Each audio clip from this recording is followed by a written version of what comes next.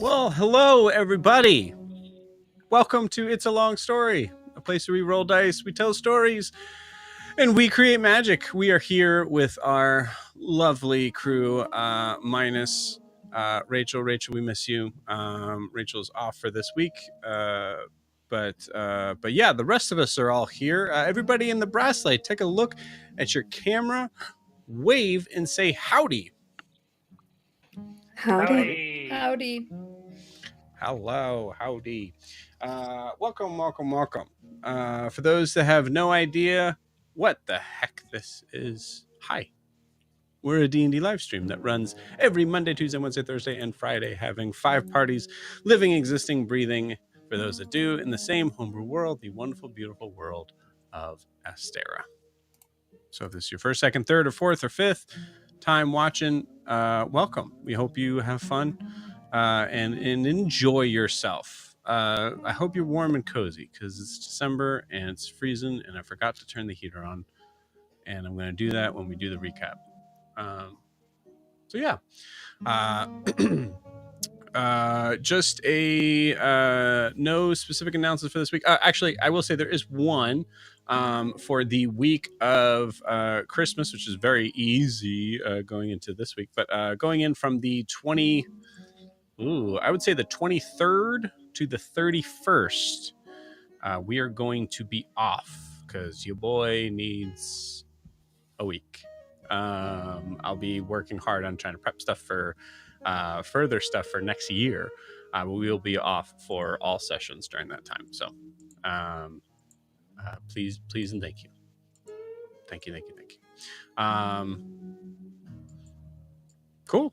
And then, so lastly, if you're wanting to support the channel, the best way to do so is to like and subscribe where you're watching this, whether that is on YouTube or Twitch. You can hit that like and subscribe button, and man, we would enjoy it. We would like it if you once you do, know that I'm seeing that you did it, and there's a little piece of me that just, my heart grows like the Grinch, but it's a normal size, so it gets bigger. Not in like a dangerous way, in a good way, in a good cartoon way. It's good, and you should do it. You can also check out our Instagram and TikTok down below at It's a Long Story _TTRPG. Where we have the wonderful Kay, who is working very hard to make us look just the coolest. So please take a look at that. Feel free to like and follow and subscribe, and just say thank you to Kay. Everybody just put in a comment to say thank you, Kay, and then they'll be very confused when they just see that randomly pop up, and their heart will get bigger too. It's all just about hearts today. We're talking about hearts today. How's your heart? Let's talk about it. Let's talk about how big it needs to be. All right. Anyways, thank you all for watching this far. We are about to jump into the Brasslight, but before we begin tonight's session, we do need to get a recap of where we left off with the party. So, Kiki, please take it away.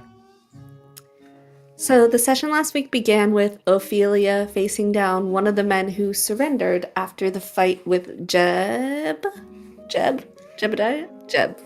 Lysandra was standing over the figure she disarmed by knocking him off of a platform, and Rasa was moving around checking all the unconscious people to make sure they were still alive. Jericho, still invisible, was still untying the couple inside, and Timothy had wandered off to find Rasa, ignoring the pleas of the couple who were like, someone help us. There's an invisible person touching us. Rasa recognized Gavin as the young man that Lysandra had knocked over the head with her shield and knocked unconscious. He worked at the pits, and having a soft spot for him, he carried Gavin to the middle of the yard, set him up to make sure he was like restrained but not dead. And Lysandra just kept standing over her current captor, waiting for direction or instruction or anything. After that, Rasa headed upstairs, and he found a body, the one that Blair shot with his own gun. It was unfortunately completely unrecognizable due to the damage done by the gun. Outside, Blair and Ophelia restrained their prisoners and put them all together in the yard, making a nice little prisoner pile. Eventually, Lysandra brought her own prisoner, and the group kind of gathered in the barn while Jericho finished untying the couple. And as Ophelia entered, the young woman of the couple recognized her. A young woman, Juliette Delacroix, Jules, recognized her from Madura. So the two began to reacquaint themselves, Jules introducing Bernard, who nobody really seemed to care about, but he was there. The conversation eventually staggers to a halt once we hear the Raptors of the Solar Crest landing outside and rushing in. They immediately demand everyone drop their weapons and call out Jericho for being invisible, sensing that he is nearby somehow. He reveals himself, trying to act like he wasn't invisible. He doesn't know what they're talking about. And everyone eventually drops their weapons, leaves their weapons, and we all head back into town, disarmed, with the prisoners. In front of the town, where everyone can see, we're all just sitting in the dirt, sweating our asses off, without our weapons, mixed in with the actual prisoners, while the captain of the Raptors, Darius, completely ignores us and continues doing his job like a good little soldier he is.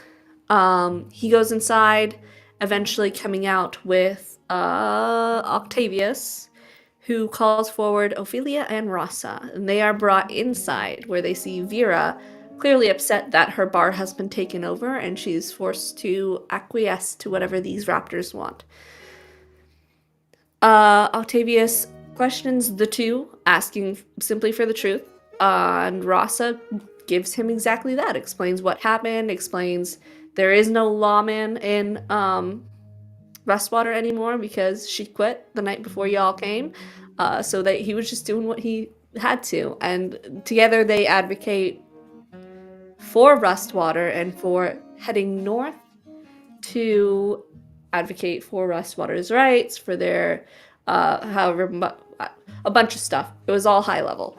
I did not write it down. But they did a lot of advocating and somehow convinced Octavius that, yes, he will go with them north to Veracia, the capital, and yes, they can bring their hodgepodge of strays they have picked up in the last 24 hours.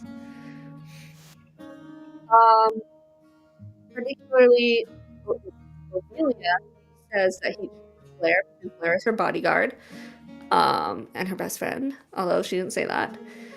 And Rasa needs, obviously, Timothy, because also his best friend, but he'll never admit that. And then Jericho, because Jericho is actually a great representative, and he knows the town, and he loves the town, and he's very caring and kind. And then he says, yeah, what about this Lysandra figure? And Octavius warns him that he has jack shit on her. He can't even figure out who she is, where she's from. She is invisible in the records. And Rasa and Ophelia think that sounds like a great idea, so they're like, yeah, let's bring her too.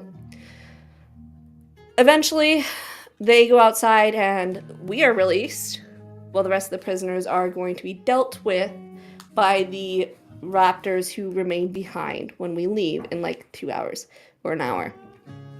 Rasa does approach Darius, who may or may not be one of the Raptors staying behind, to handle justice, just to try to figure out exactly the nature of the justice that will be enacted against those young men who made poor decisions. His answers that he receives are incredibly vague. I don't know that he is satisfied with that, but we had to move on. Lysandra, meanwhile, purified the food and water for the town for like an hour or so. Ophelia bought out rooms in Vera's shop, trying to maintain that connection, and they also were working on the little mailbox that they have, and that's when Ophelia received a letter from her father, which she promptly hid from everybody. Basically, the letter said, I know you're in trouble, you better keep heading south to our friends in Nexus? Definitely don't come home, which is exactly where we're headed now. Blair went outside and called her girlfriend. Did I add that in there? was that earlier? I've totally lost track. I think Blair went outside and called her girlfriend at this point. Left a interesting message, mentioning her dead brother at one point. Very prompt and to the point. Very, it was something. This is where my notes fell apart. I think I don't know what Ross said. Sorry, guys. I don't know what Ross and Jericho did during that time. But eventually, we all ended up on the train heading to Whitewater from Rustwater. On the train, Lysandra took her armor off because it's hot as shit out and she's been in armor for 2 days. And Ophelia noticed all of her pretty jewelry and became enamored by that. And while she was ogling Lysandra's jewelry, Blair saw good old Silas through the window in the next car, and she just casually flipped him off as we faded into the distance. That's it. That's what I got. Beautiful. That's all she wrote, folks. Awesome. Thank you, Kiki, so much. So there was a thing with, because it was kind of confusing. Ophelia actually got a message from her father that was supposed to go to Octavius. To Octavius, yes. Oh, okay, yeah. Yeah. But it did ask her to go south and not to come home. Correct, and that's why she she did it so quickly that as a DM I was like, whoop. Wait, do you get it? Oh, you get it. Okay, cool. Yeah, got it. Cool, sweet. Yeah, that was good.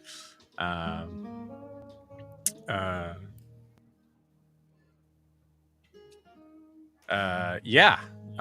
Beautiful. Anything else we need to add, friends?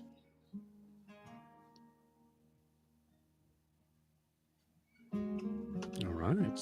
Cool. Blair took the 2 ovens on the train with her. Took the 2 and ovens. Jericho brought Tabitha. We can't forget Tabitha. That's right. God forbid. Tabitha is on the freaking train. Okay? Beautiful. Awesome. All right, let me make sure this works without freaking out. Good.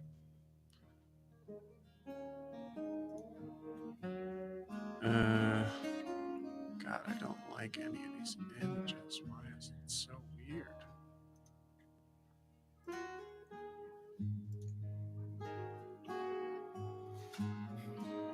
Oh, and Rasa told the Emberback that's his to do like the Free Willy thing.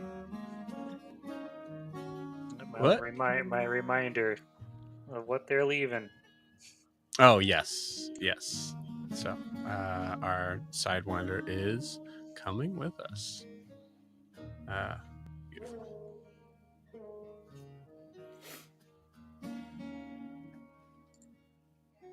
There we go. Okay, cool. You guys want to play some D&D? Let's do it. Great, because that's what you all are here for.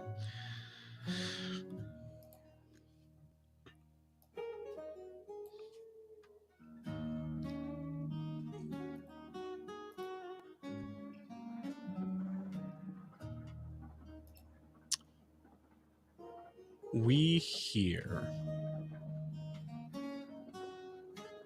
the abrupt sound of the steam whistle pushing through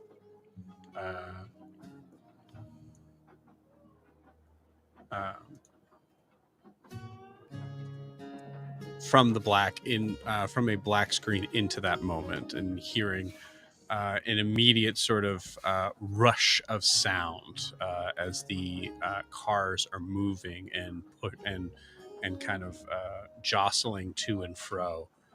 We are kind of looking at this from the back as we see extended all the way down the line of this passenger car.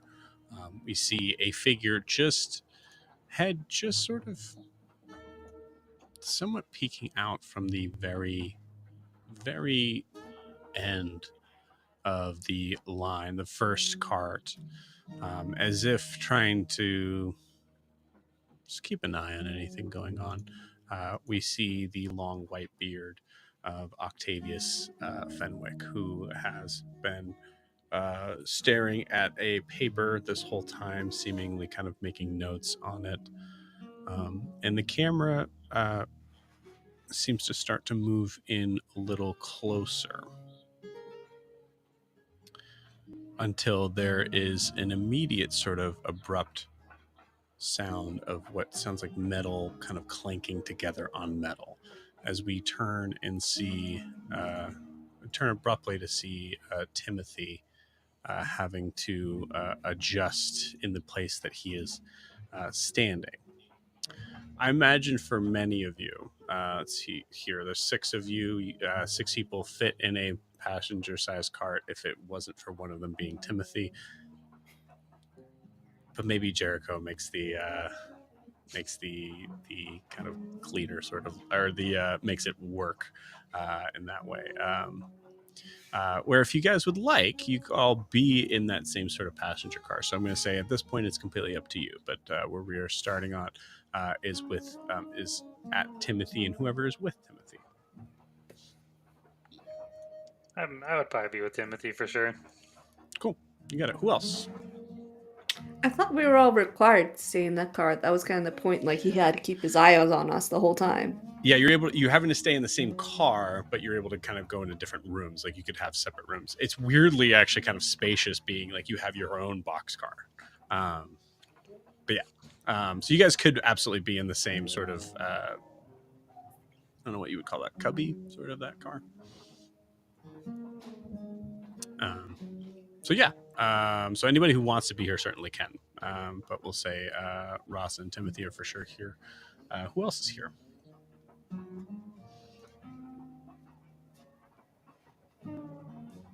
I know that Ophelia was wherever Lysandra was when she took her armor off. Yeah, so we could say that you guys are in separate spots, if you'd like. Blair's in her own little cart. Okay. Or room. You got it. Cool. Is this like one of those Harry Potter trains with their own rooms? Because I was picturing this is like a train with traditional bench seats in the aisle that everybody could like sit, or like a dining car. I didn't realize we were separated into Definitely rooms. more Harry Potter. Yeah. Oh, yeah, okay. more Harry Potter in that way. Yep. Okay. Yep. Okay. Like how the mini looks. Yeah. Yeah. You got That was 2 months ago.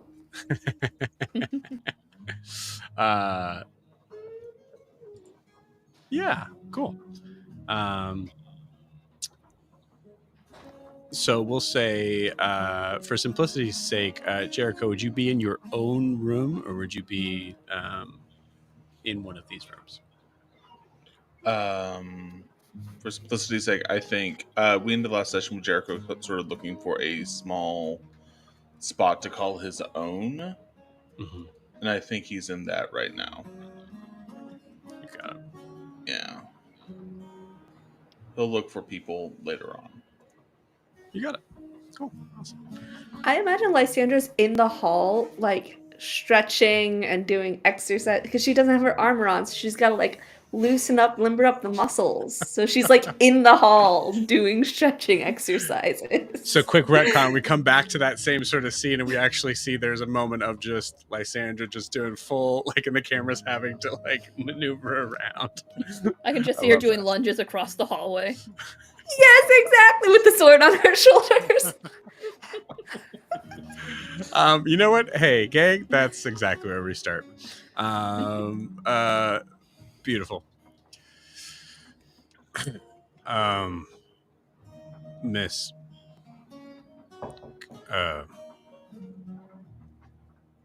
trying to do work. Can you just sit down somewhere?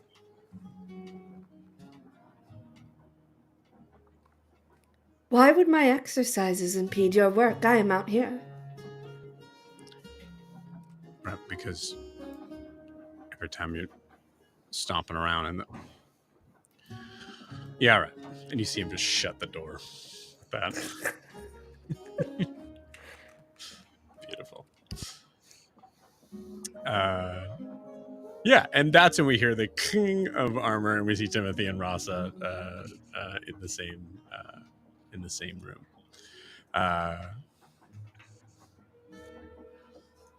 Yeah, anything you guys want to say to each other? Well, Timothy, of all the options for the Accord, this wasn't one I thought would happen.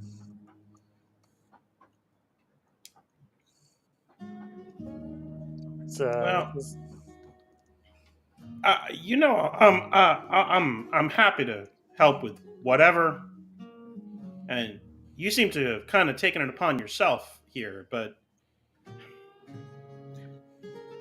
what do you think this is going to accomplish ultimately? Because they didn't really seem like they wanted to give us much. I honestly don't know if we can have that kind of change, or if the people that are with us have the kind of influence needed to make that change. So I'm not really sure. Well, regardless, I'm here for you. What are you gonna do with your shop? This might take a while. Eli can he can manage it. He'll be okay. There's plenty of work there. He'll be fine. You might be a grown man by the time you come back. I don't know how long this will take. That's a possibility. Yeah, at least he's got a roof over his head. It's more than he had before. And then what about you, Timothy? You're giving up some goals of your own to come here? Uh, giving up. Putting on hold. There was that one stranger that he wandered off into the desert. It kind of seemed like you needed my help more than me chasing after what may or may not have actually come about. But I have time, plenty of time. I have no doubt he went north. Anyways. So maybe luck will Maybe be on we'll our run into side. him then. Do you know much about this next destination that we're going to? I've never had the kind of money needed to come up here. But maybe there's some rumors that maybe this might be tough for you.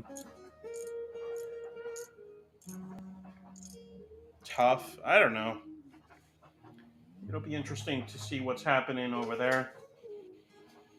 I've heard different rumors. I've heard different things about what they have. What they have. I guess I don't really have a better word for it, but Brassborn doing.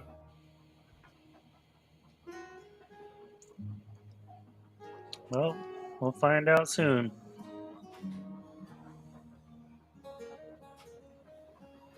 Rasa.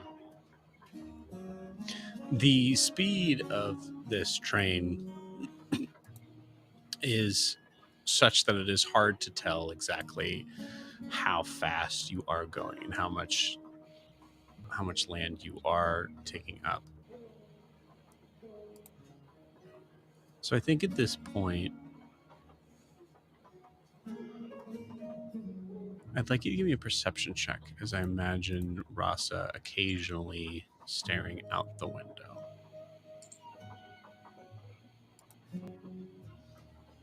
16.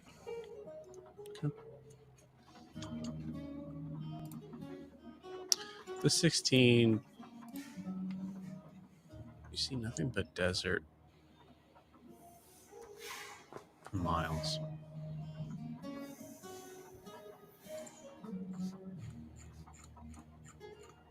But I think, for Rasa not really being a one who generally is worried about where they are on the map of Abravar, You know you're going to get closer before you get further.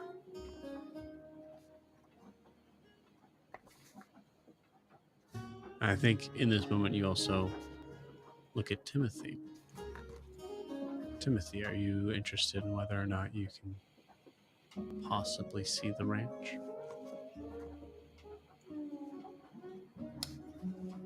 Do I know that I'm going toward the ranch? Yeah, I would say you're going north. The ranch is north of Rustwater. Northwest, but north. Yeah. I would probably not want to look, but probably try to look anyway. Okay. Give me a perception check.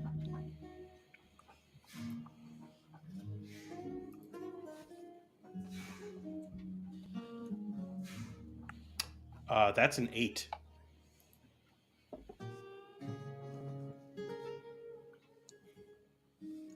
I think the occasional look, there's the... I'm going to say, Timothy, what is stopping you from staring? Really look.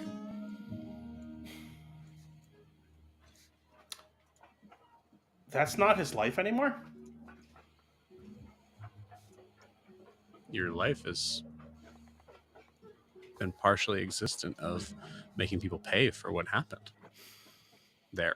True. But that's more a purpose.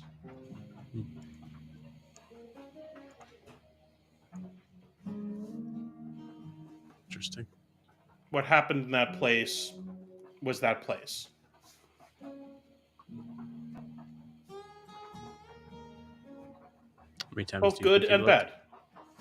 Yeah. How many times do you think you look?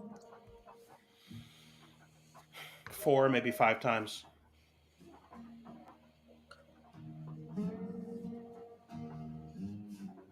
We move through a small wire grate that has a very kind of luxurious sort of latticed sort of decorative sort of spacing in between from one room to the other. As we see Blair. Blair, what are you up to? Blair's trying to not think about some things, so she has the 2 ovens and she is just taking them apart. Well, the So you ovens are just in the hear back. She So brought one you spent the whole time. Yeah, I like it. Cool. It's in her room. It's taking up the whole thing. She can sleep on the floor. So I'll give you one oven. I'll give you one oven. I'll take one oven. So you just hear banging and metal crashing. And she's like, goes out of her room. Jericho?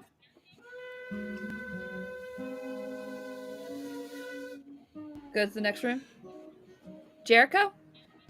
You're having to kind of move past Lysandra. This room, you see the luggage container from the very top slide open. Yes, yes, Blair? Yeah? You have small hands, right? Yeah. Yes, yeah. Why? You think you can help me real fast? Sure. What do you need my hands for? I just need you to reach into a small place to pull something out. You can tell, Okay. the difference between copper and other metals, right? I mean, yeah. Somewhat, yeah, I guess.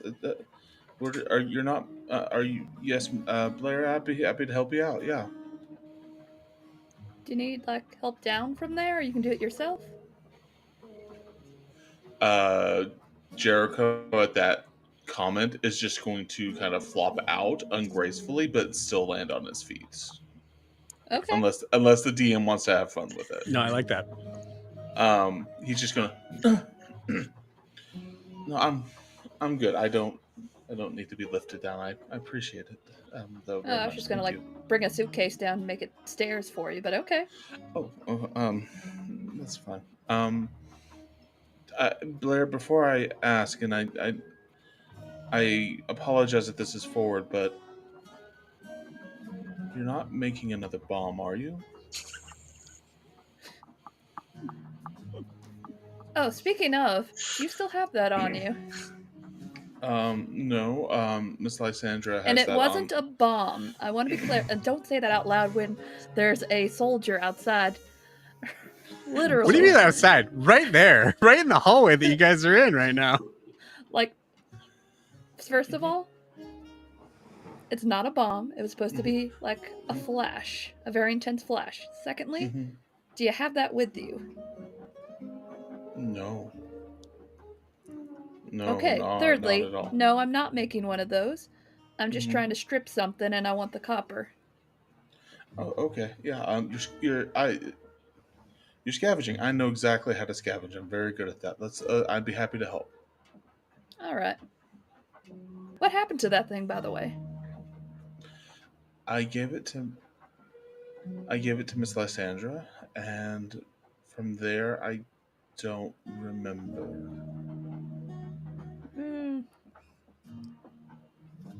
Just remind me later that I need to get it back from her. Blair, just because I need to know, Blair, as you like kind of like peer a little bit just outside of the door, Lysandra, what are you doing now? I think she's like at the end of the hall, fully doing like the T-pose stretching. Beautiful. I was thinking it's either that or just like upside down push-ups. Just like She's getting ready for that. That's a T-pose stretching. Gotta loosen out the shoulders before you get there. She just did lunges. We gotta work on it. You got it. Incredible. Yeah. I don't want to disturb whatever that is. It just looks like she's getting her calisthenics in, I guess. Yeah, no, I agree. Let's go, I guess. Where did you find the metal to strip again? Ophelia was trying to bribe me with stuff, and I kind of accepted it, and she got it from a general store. That makes sense. That sounds about right. Okay. Yeah, it just seems like what rich people would do to buy friendship or something. I wouldn't know any. I wouldn't know anything about the rich. Yeah. Is Miss Ophelia? I mean, Miss Ophelia is rich. She seems that way. Have you seen her clothes? The way she acts? I haven't really spoken to her very much. Oh, apparently her family is like really high up in Veracia and has some kind of connections there. I got you. Okay, but she's buying your friendship. That's what it seems like to me. Okay. You hear a door slide open. And Lysandra, from your perspective, you see Ophelia kind of peek her head out, look down towards you, just give a gentle wave, and then head towards Octavius's room.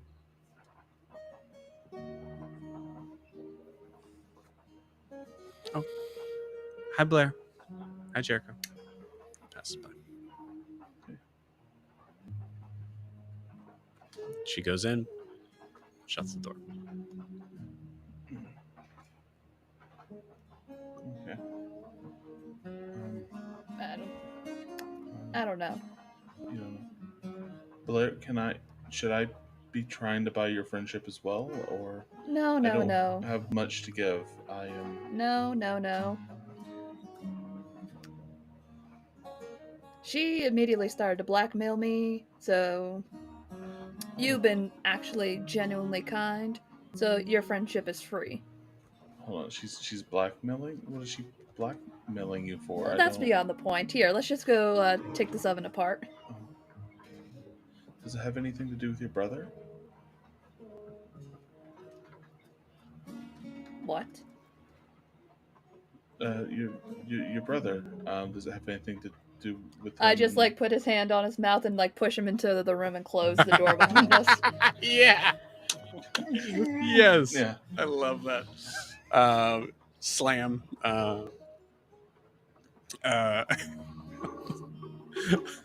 Lysander, you lift an arm to kind of like part your hair to be able to see what happened.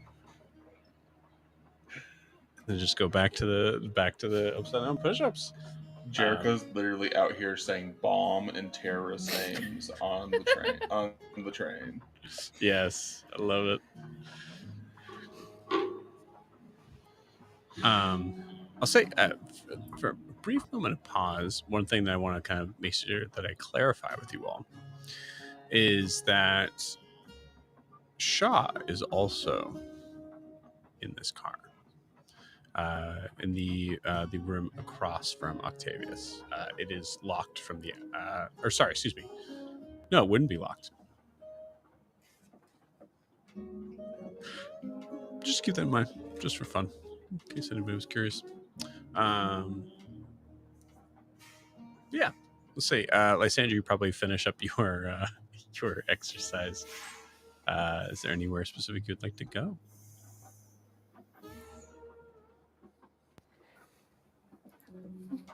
No, not really. She doesn't really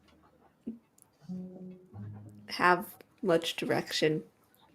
Right. Cool. All right. Well, with that, I'll say that you kind of just take a moment in your own room. You recognize that. Actually, I would say, Lysander, give me a perception check.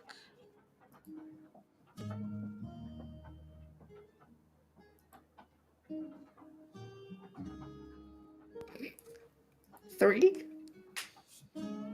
Yes. Nothing but red desert, as far as the eye can see.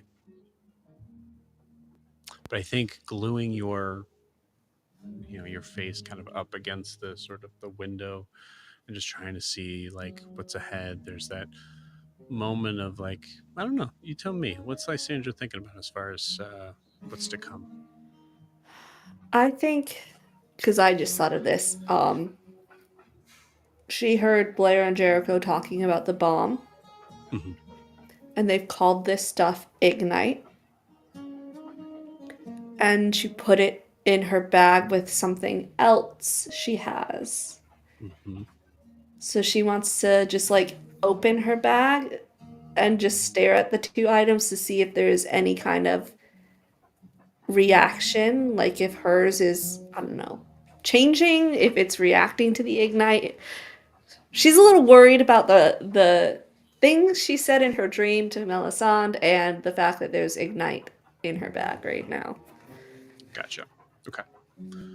All right. Cool. Do you remember what I'm talking about? I can message you. Just in case, go ahead. I think I know.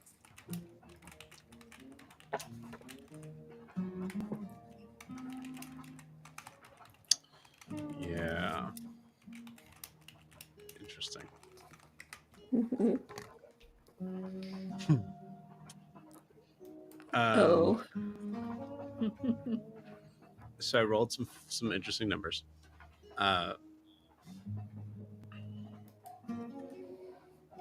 With the, we won't call it a bomb. With the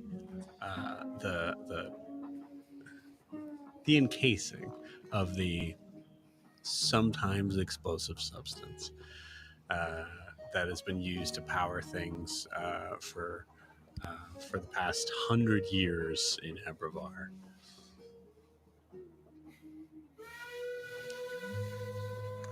It does seem like the other thing in your bag, which I would say is somewhat depleted. Oh yeah, at this point, it's Yeah. probably pretty depleted. Yeah, so I would say like, if it was on, we'll say 10%, which I think in this case it's somewhat even like hard to tell. It's not like it would have like bars of like power to it, but you do notice it seems to be. You don't seem to notice a difference with it, but you do seem to notice a difference with the ignite, where it seems like it might be glowing a little bit less in that small circular compartment.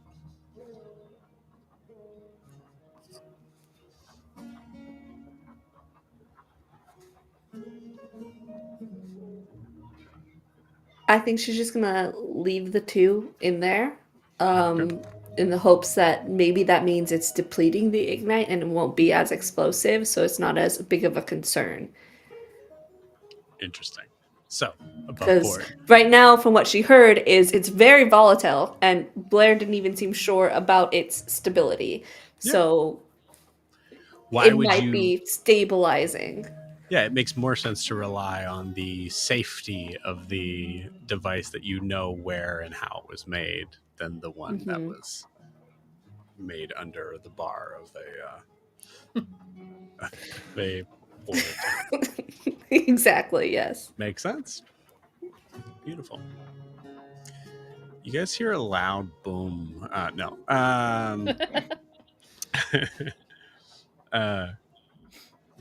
Cool.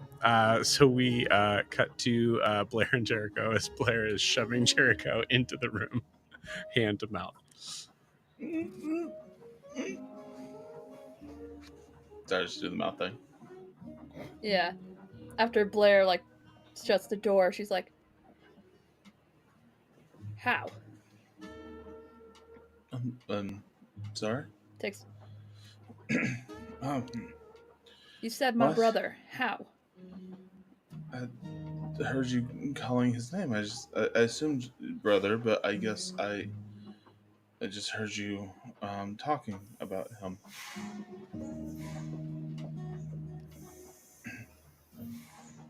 I forgot you were in the room then.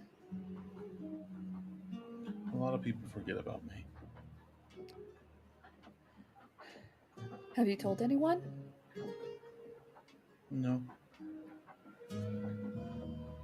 Are you going to?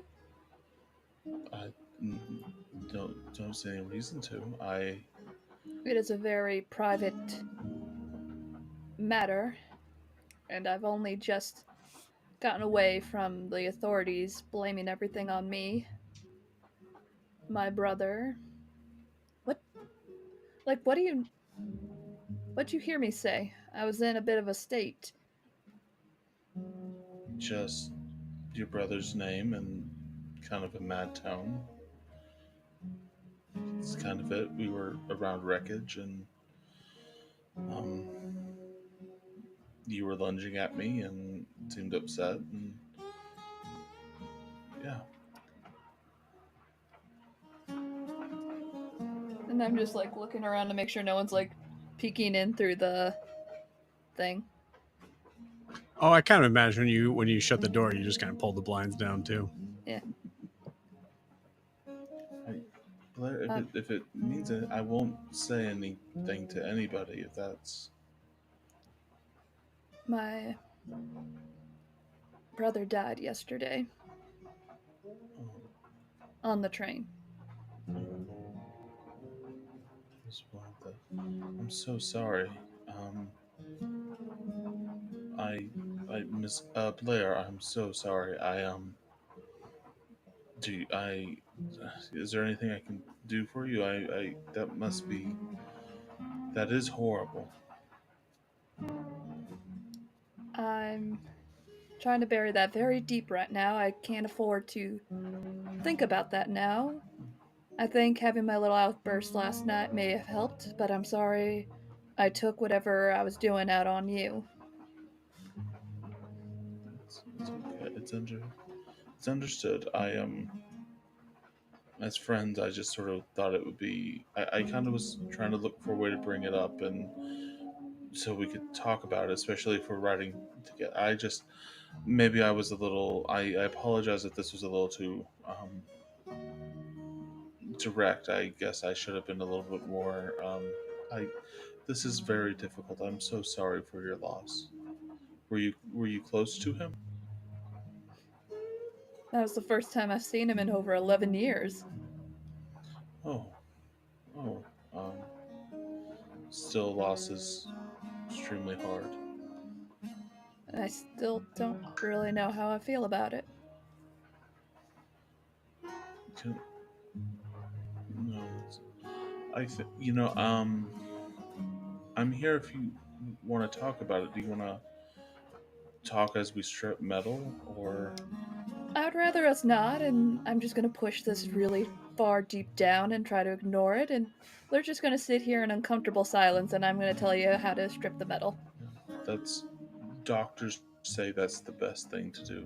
I've heard. Um,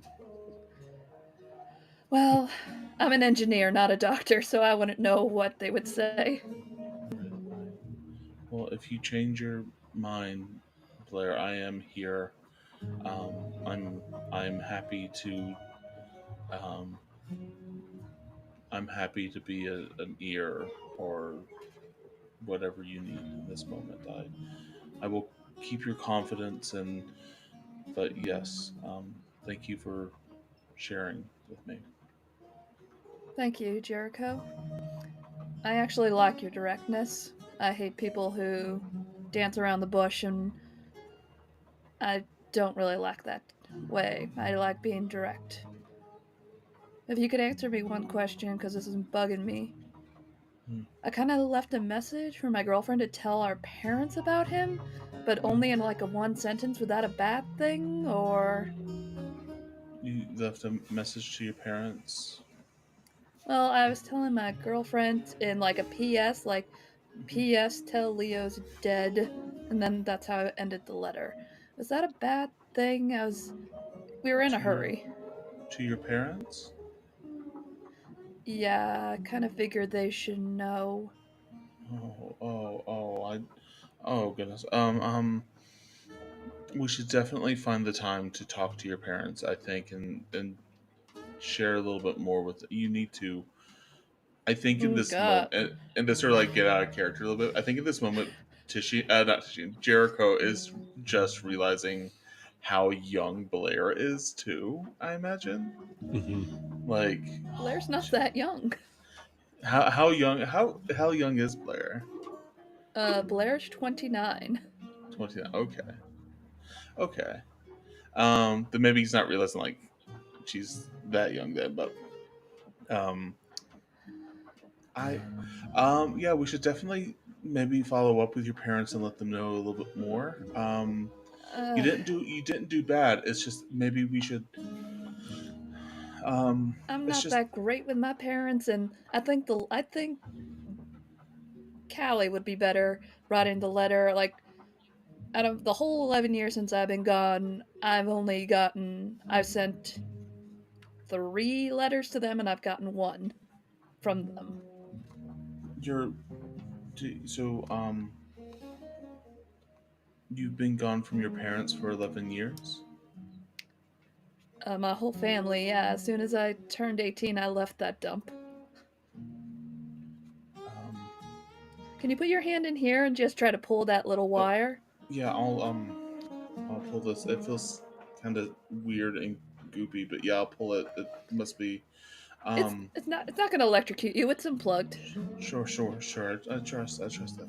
So tell me, why were you separated for 11 years? Did you not? Did you and your parents have a falling out, or you said it was a dump that you lived in?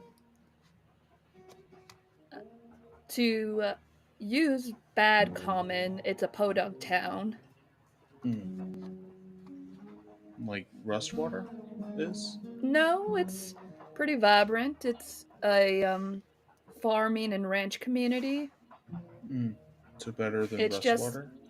oh yeah, by far. Like there actually has green in it. Hmm. Okay. I just never fit in there, and there's nobody's life I wanted there. Yeah. And I didn't really I get think along with my family that much, and I wanted something better. something better. Well, I imagine it must be, as you have shown you work on a lot of electronics, it must be difficult. Damn it, Joe. Had Sorry, dude. yeah. It's Um, I see you work on a lot of machinery. That must have been hard to follow on the farm, I Ranch. guess, ranch. Do you think? I mean, but you didn't have like a falling out. It just sounds like you left them. No. I saved up money, and the night before I left, I told my parents and my other siblings, hey, I'm leaving, I have my own money, and I left.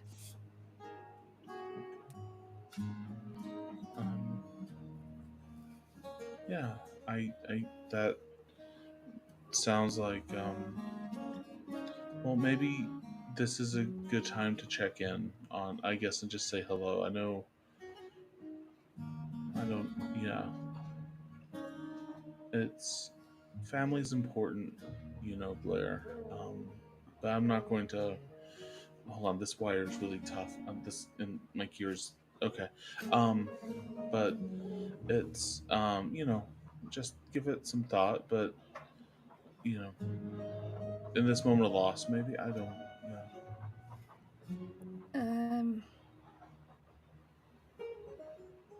I still don't know.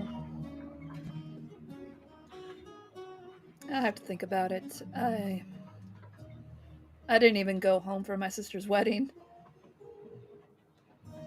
It's okay.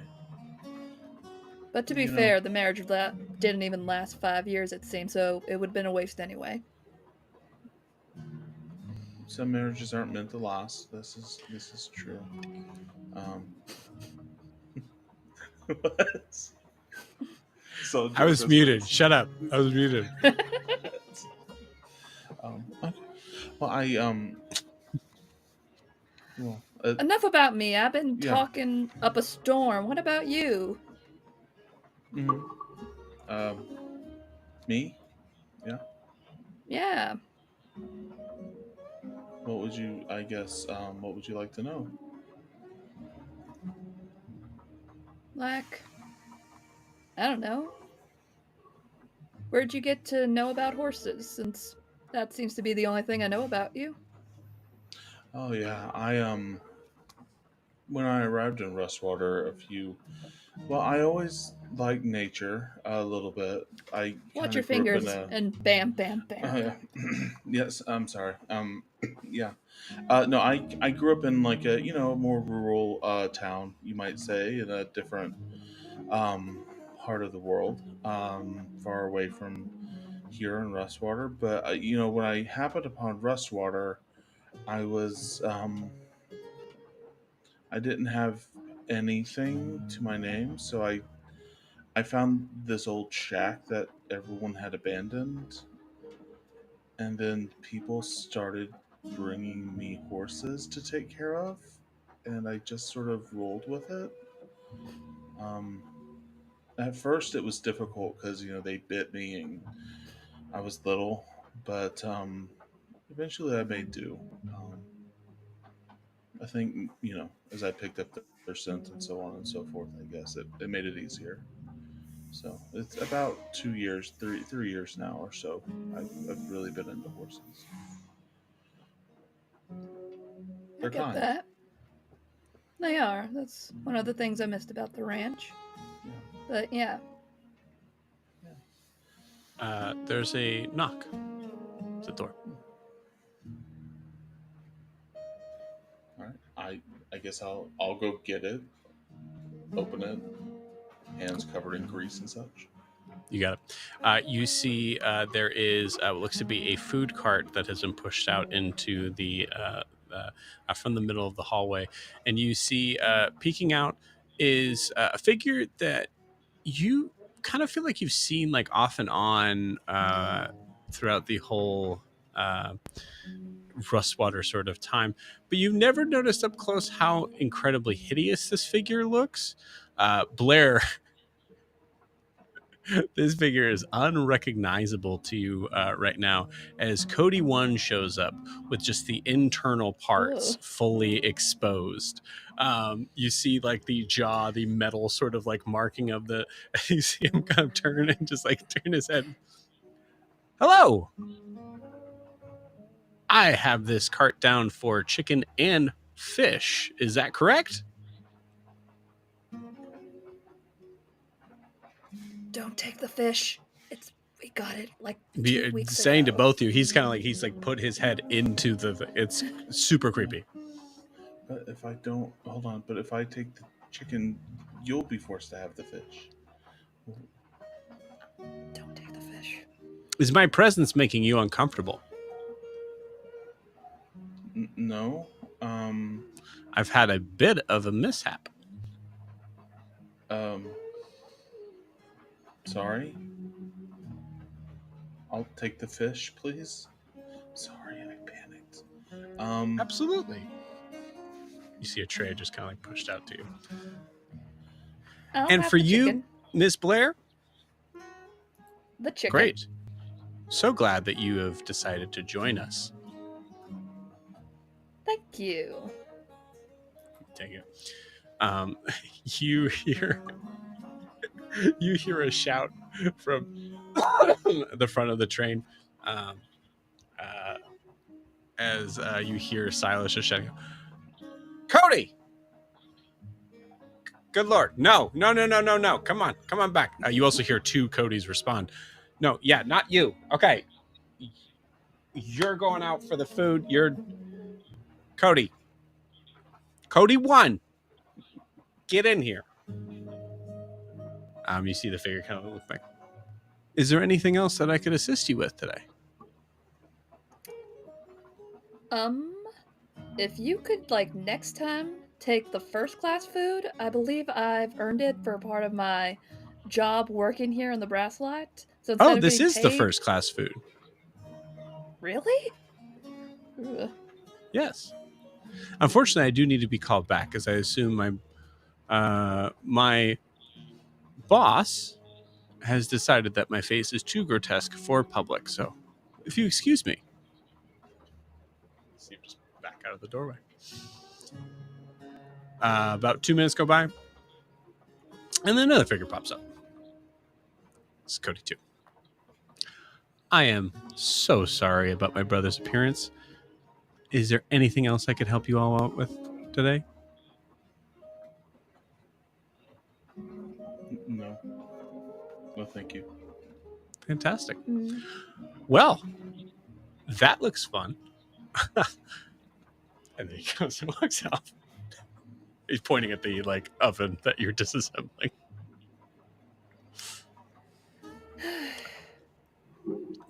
Yeah, I'd say Lysandra, you hear a knock at the door. You're the very next one.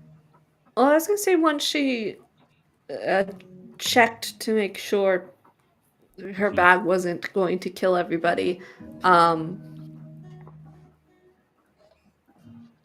she might go over and hang out with Rasa and Timothy. Okay, you got it. So we'll There's say that you're room in there. for another large figure in there because she's Yes, also like absolutely. 6'4". Excuse me, pardon me. Absolutely. Truly, like all 6 of you can fit in there. It's just a little tight. That's all. Beautiful. As you come out, so I think you're just coming out and seeing this exchange of like a figure that has the internal workings of the robot without any of the faceplate on. It just kind of like looks at you, just gives a short bow, and then turns around, and then another one takes his place, acting and looking exactly like it, but in this form. As you just kind of quickly sort of scammer into the room of Ross and Timothy, and you get a knowing knock. I saw the robots, or the Brassborn Warforged. I'm not quite sure what there's. You said Brassborn, right, Timothy? Around here, yeah, they'd probably go by Brassborn. Oh, they're delivering food. I think that was. I'll open this. Knock, knock. Hi. Hello. Welcome. My understanding is for the first class meal that you're receiving is either chicken or fish. This car has received chicken or fish.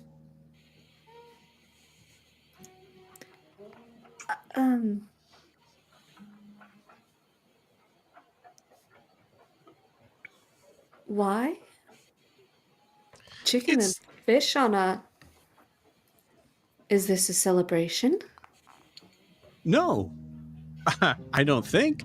This is a priority meal for the most beloved of guests on the Brasslight, which you are.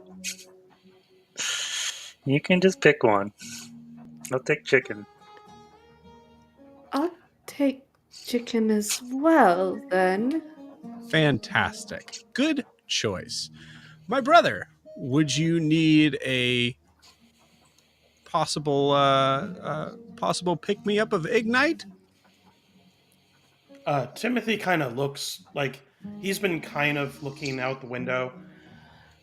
He looks toward Cody and he says, "No, no, maybe some coffee if you have any."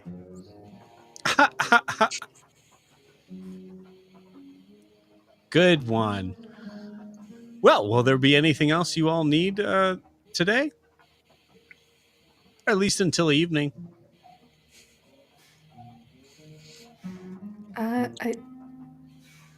His coffee? He asked for it. You didn't provide it. You would like coffee? I like the smell.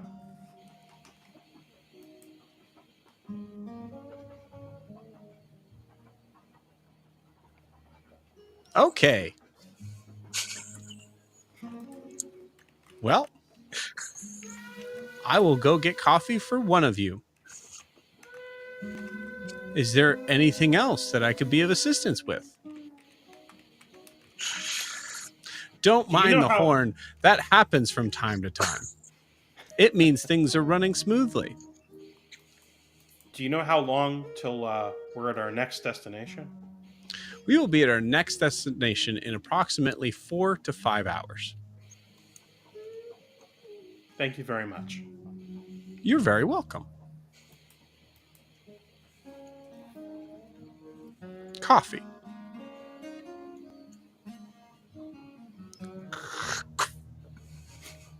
Looking down at the tray, Joe, Yes. is it just chicken? Are there any No. vegetables on this plate? Okay.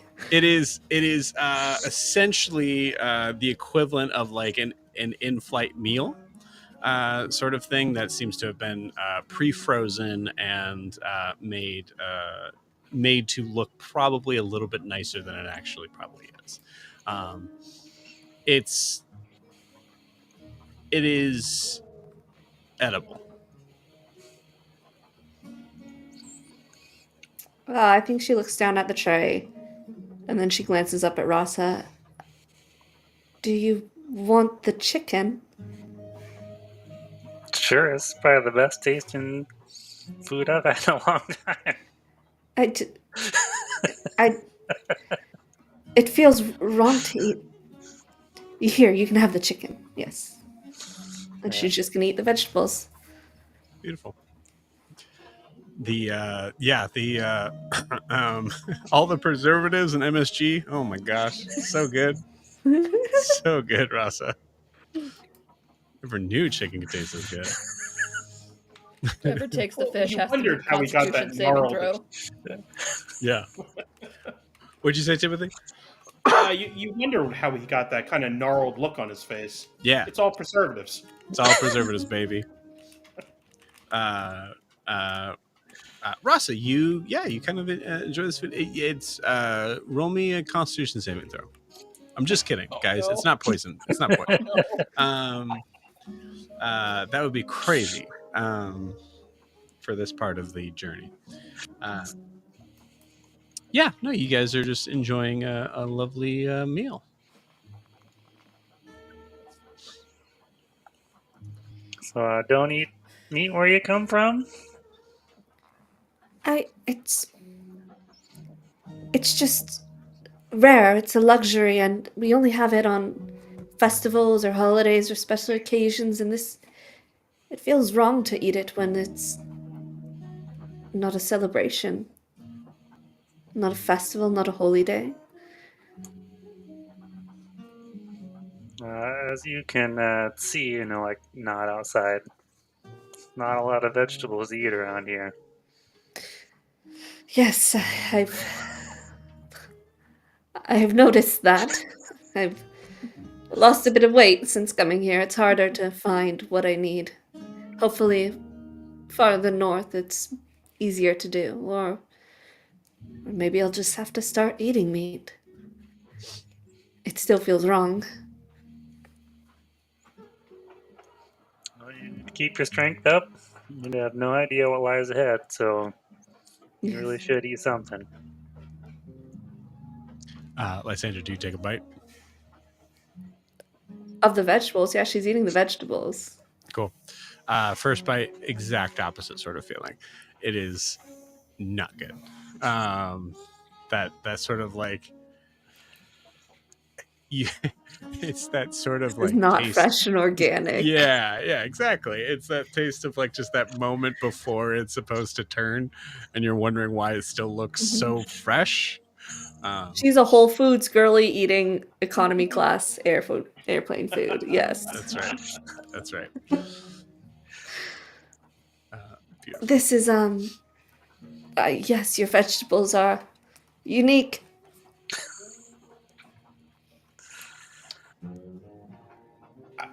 I'm curious. So I think Timothy, she's still out of her armor, correct? Yeah, so the only like I'm just in a blouse and trousers essentially, and I have obviously the ring on my ring finger and then another ring around my neck on a chain. And that's really all I got. So I think Timothy, he's very intrigued because he noticed her before because of the armor more than anything else. I think he kind of is like, at least in my head, he's kind of sizing her up as her battle readiness, if I can,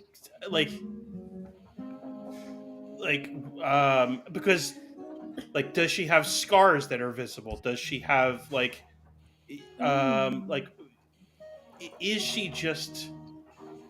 is she just a kid playing a soldier, or is she an actual soldier?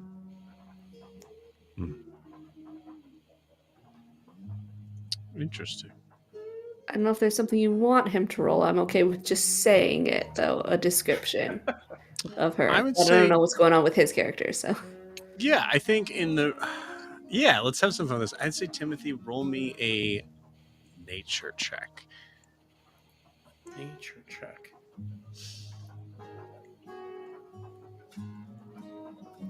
That's a 16. 16. Well, Let's say- she, Yeah. I would say if you She- want she to roll, you can against it. You can, but go for it. I mean, I don't know what she'd be rolling against it to hide what she looks like. She's clearly not doing that. She clearly has no scars on her. She's fit, but it's not the body of somebody who's like worked like a farm or a ranch the whole life. This is the body of somebody who's like a bodybuilder, right? Somebody in the gym, very like specifically toned and defined muscle. Like clearly she is trained for it, but she's not the generic strong. I don't know if you understand what I'm saying with that, but there's Yeah. definitely a different body type with those two. Yeah, I think for Timothy, like if I may, like one sort of like way of like I imagine Timothy registering that is like looking at the musculature and where it is and recognizing like there's certain things that should be connecting if you are someone who is specifically working out in the fields or lifting heavy sort of objects. You know, it doesn't necessarily match up exactly right, as if it was specifically in this case specifically focused for something like just keeping physically fit, which is not something you've ever seen in Rustwater. I mean, there are, you know, like I imagine Rasa is able to kind of handle his own, but it would definitely be like there's a moment of Rasa, like Rasa will always look like Rasa. Like there's no like I don't imagine Rasa being jacked. I mean, I don't know. Maybe 30 years ago. That's a very big duster. Maybe he's just got you know, like Old man an strength. anime where he's just yoked underneath. Yeah. He's got 10 abs.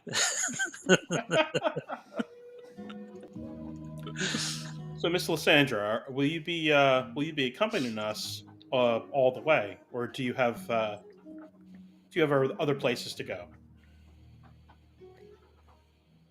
Well, the tickets I got were for Vracia, but I mean, I'm on the train for every stop, and I'm here to see the world, so if you guys don't mind. You seem interesting enough.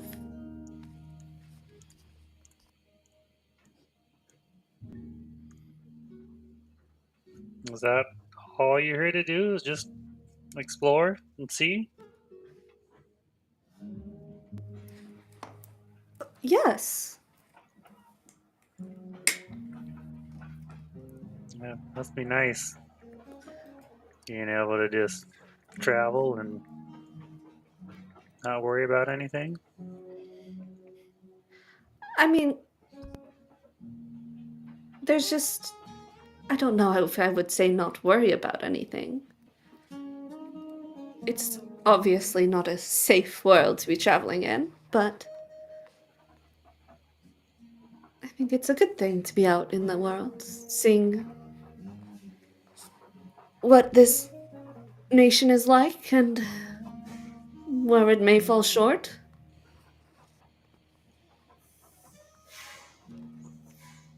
And what do you think of what you've seen so far?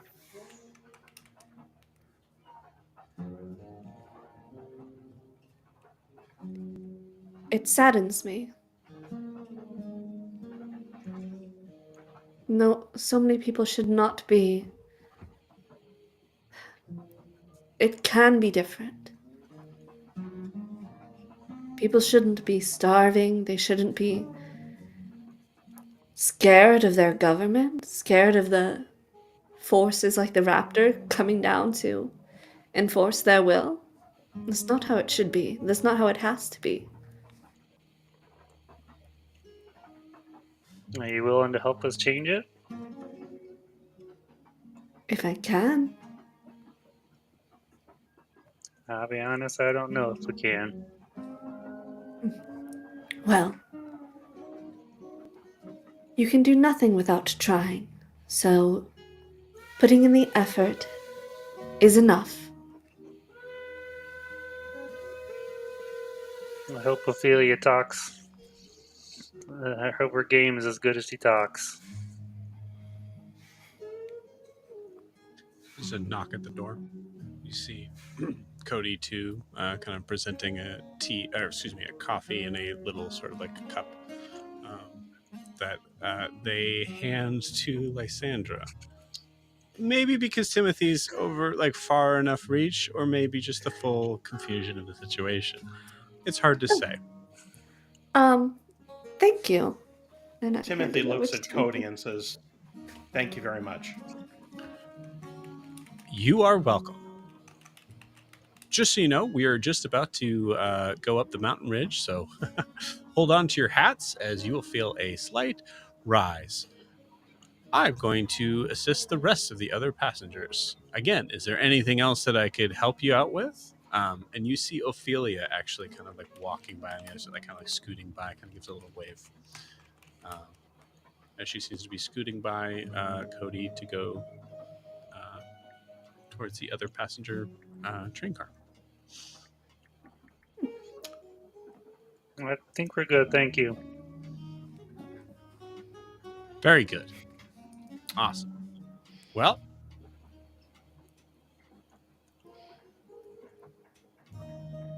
I'll be off then.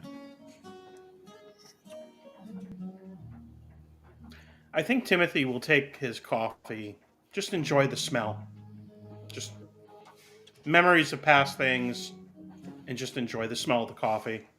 I love that. And he'll kind of look toward Lysandra, and this might not be my place, ma'am. Is that a wedding ring?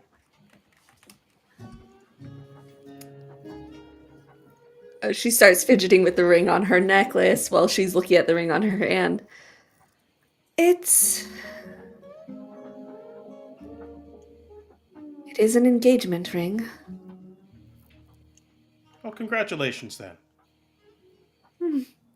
Yes. Congratulations. Did you ditch them? Is that why you're out here? It's complicated. Have you ever been in love? It's been a long time, but I sure was.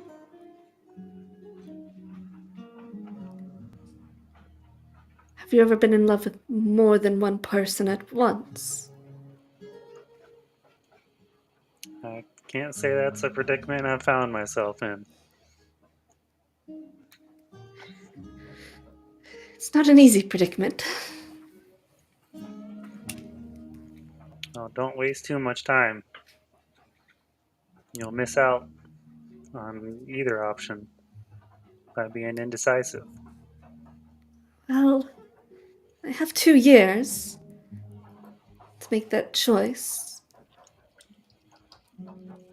But I'd don't give an know awful yet what lot I'll for 2 more choose. years.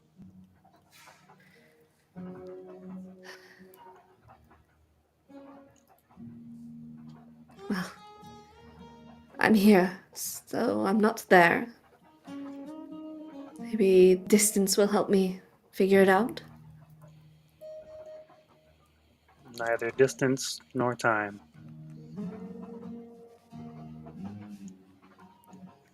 I do hate to say it, but you're not being very helpful with this. I thought you were supposed to be Uh, older and wiser on this. I don't know if I'm the one to be taking advice from, but I'd give a lot to have more time. So, from my perspective, you're burning time.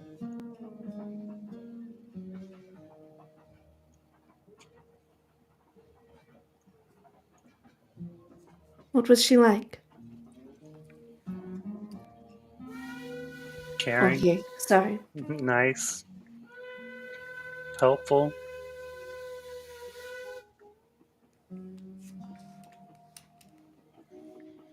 All the positive things you could say about someone.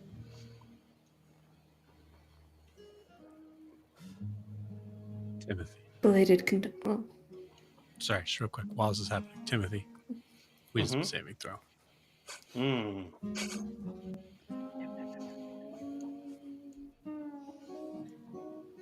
Please continue. Don't let me interrupt.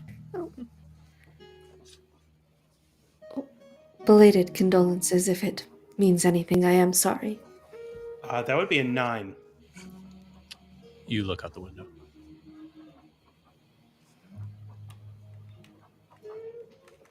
So, is this happening right now?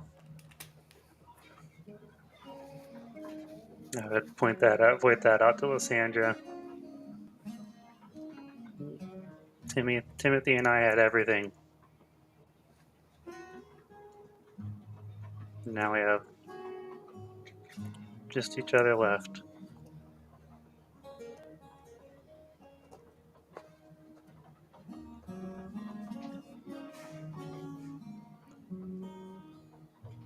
I can't imagine what that was like, but I am sorry.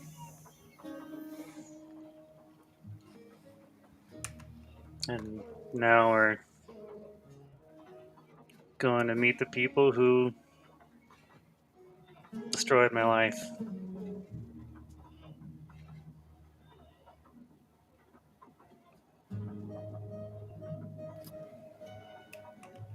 The government of Vracia did that to you? You think people don't just die because they live out here? Just a little bit more money? Maybe we could improve our standards of life? Mm.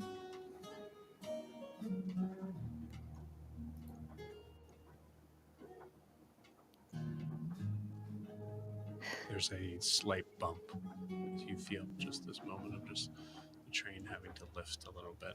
And it's very slight, just similar to the lowest roller coaster. So start to get back up. you were me, Lysandra, would you treat these people kindly?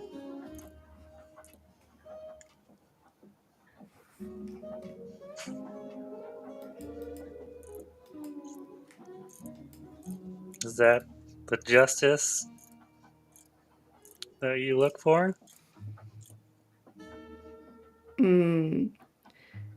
I think her eyes start to glow a little as she thinks about it.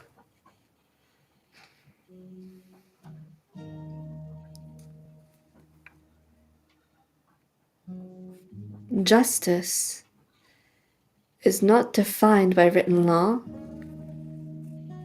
but by what is right. If the laws and the government in place are wrong, then they are not.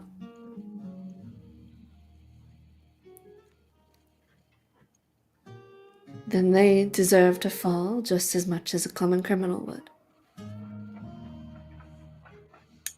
There's only one way at its heart that happens, and that's violence.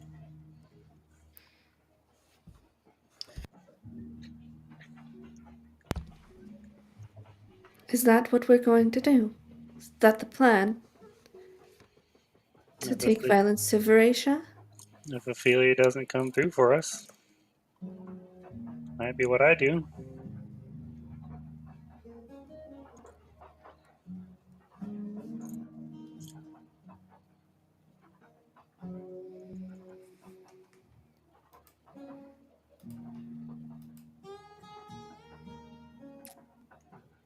I recognize that most of my understanding of this place comes from largely outdated information. I do uphold perhaps stronger moral standings than many I've met around here, but I don't agree with what's happening to the people of this nation. I do, however, still feel it necessary to stay innocent, live civilians. I will protect those.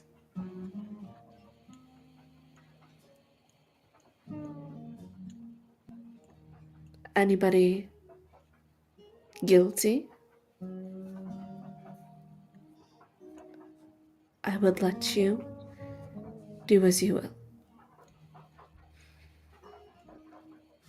I appreciate it. I really hope Ophelia comes through for us. But justice needs served.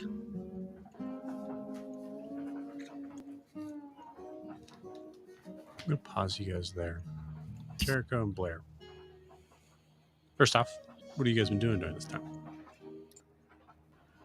I think Blair's trying to teach Jericho how to strip the wires, and she's going to bundle them up Nice. to strip the copper wires. Okay. Blair, give me a sleight of hand check. We'll say Jericho's helping you out, so you have advantage. That was good. Sleight of hand. That's going to be a 17. Okay. Yeah, the 17, you're able to preserve some of the wiring just in case you need to use it for something else. The copper pipe that is in the confines of this is laid bare for you to be able to pull out.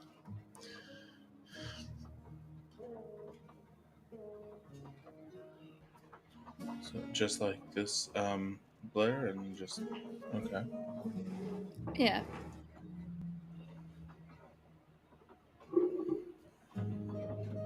So Blair, can I ask another question if that's okay? I know I've asked a lot so far. At this point, does it even matter? Like, fuck it. Okay. Sure. Where are we going? Why are we going where we're going? Why are we going to Varesha? They didn't tell you? I mean, they did, but it doesn't feel like why us? I felt the exact same way.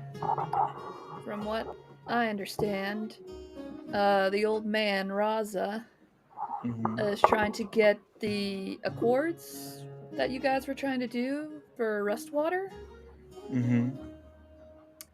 and that you guys didn't start that shit with the train and everything. Mm-hmm. And him and Ophelia have it in their heads that we can all just go over there and like talk our way into getting everything they want with people who don't like giving things for free. Mm-hmm. Mm-hmm. I just don't see this happening the way they think it is. I don't know. It feels, if we're going to talk politics, I guess why send warriors? Does that make sense? Yeah, I see your point with the big lady, the old man, and the Tin Man over there. But Mm-hmm. you and I, like, I don't consider myself a warrior. Do you? No, no, no, not at all. I the furthest away from fighting. I don't. No, no, thank you. Sorry, Yeah. I didn't mean to laugh at that. No, No, I it's pretty freaking laughable. yeah, yeah. Don't really care for bloodshed in any way, shape, or form. If it can be helped. Mm, It's I kind of actually just got roped into this, and I think so did you by being adjacent to everybody. yes, I reckon. Um, yeah. Can I check like what kind of shoes Jericho has? Is it like cloth or like wooden? Like what kind of shoes does he have? Yeah. Jericho. I mean, roll me a perception check. No, I'm kidding. Jericho is wearing kind of a heavy canvas material that has been tied at the ankle, Hmm. and that's sort of the shoes he's been wearing this whole time. Well, that won't do. Uh, what won't do, Blair? Well, I was hoping you had something with nails in it, but that won't work.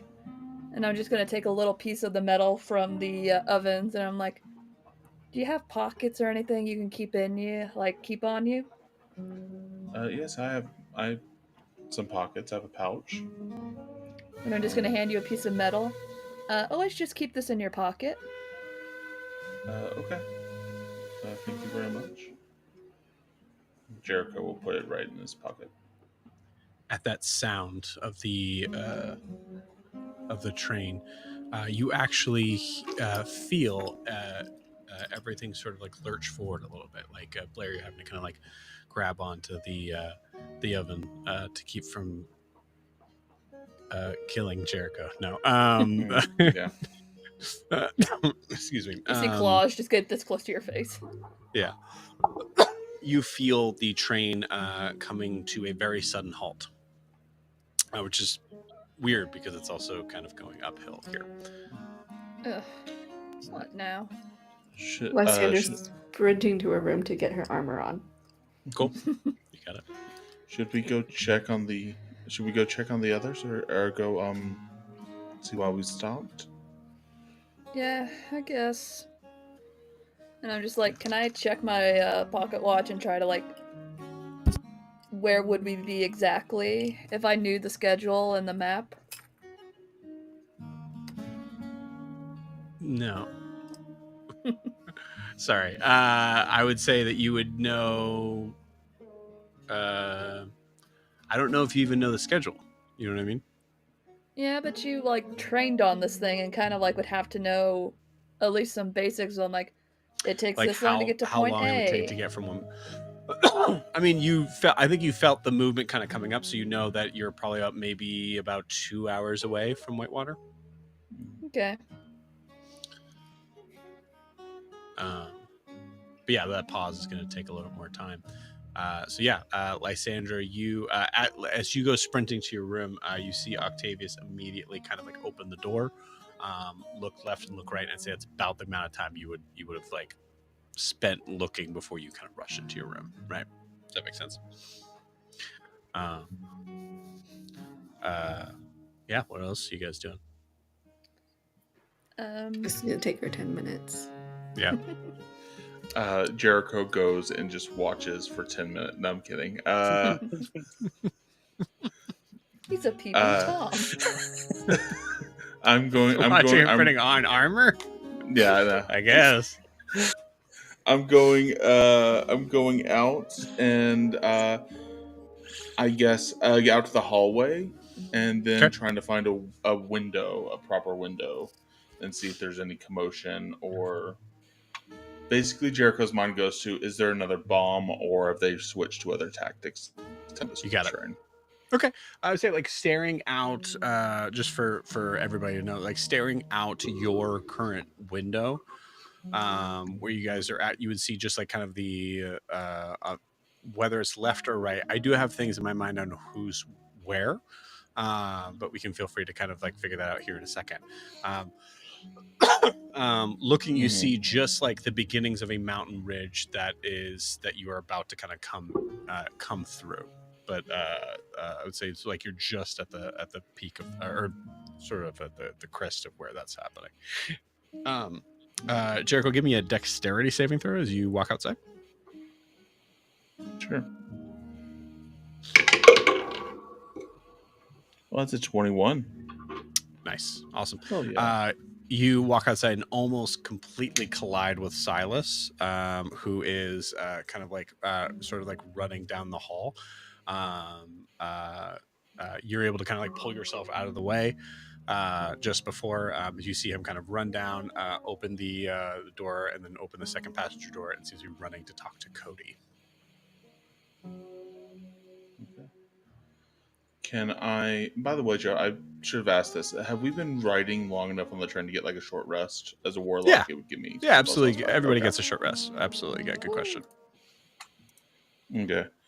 Oh, man, I don't want to risk that. Can I sneakily, can I get under the train car and try to hide myself and get closer to hear what they're talking about? So you want to get outside your train car? You're saying I was, no, hold on. Sorry. We're not outside. We're just outside Correct. the hallway then. Okay. Yes. Okay. Is there a way I can get, I'm interested to what they're talking about. I want to be a little snoopy here. So is there a way I can do that without them being aware of it?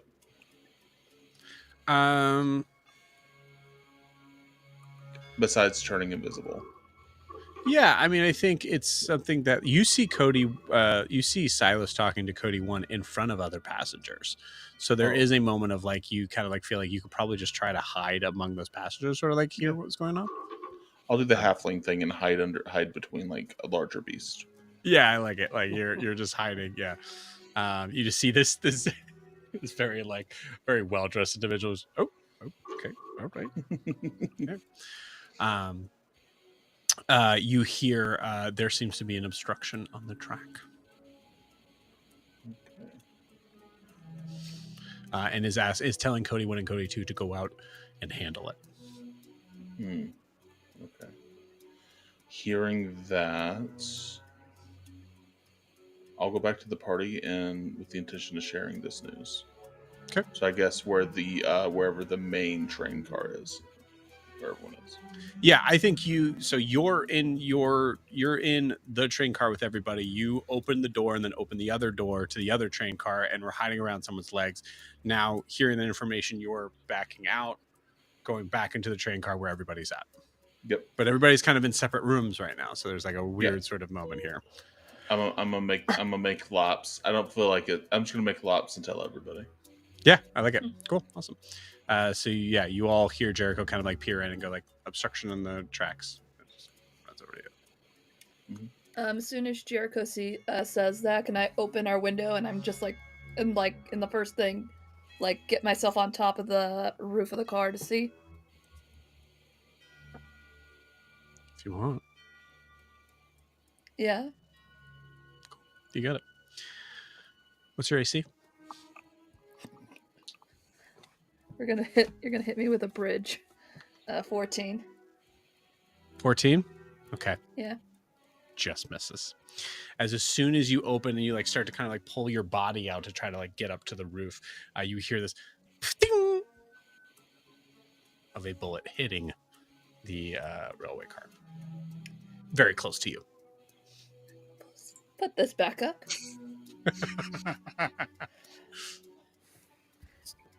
We all heard the gunshot. Yeah, did we all hear this? It's everybody roll me a perception check.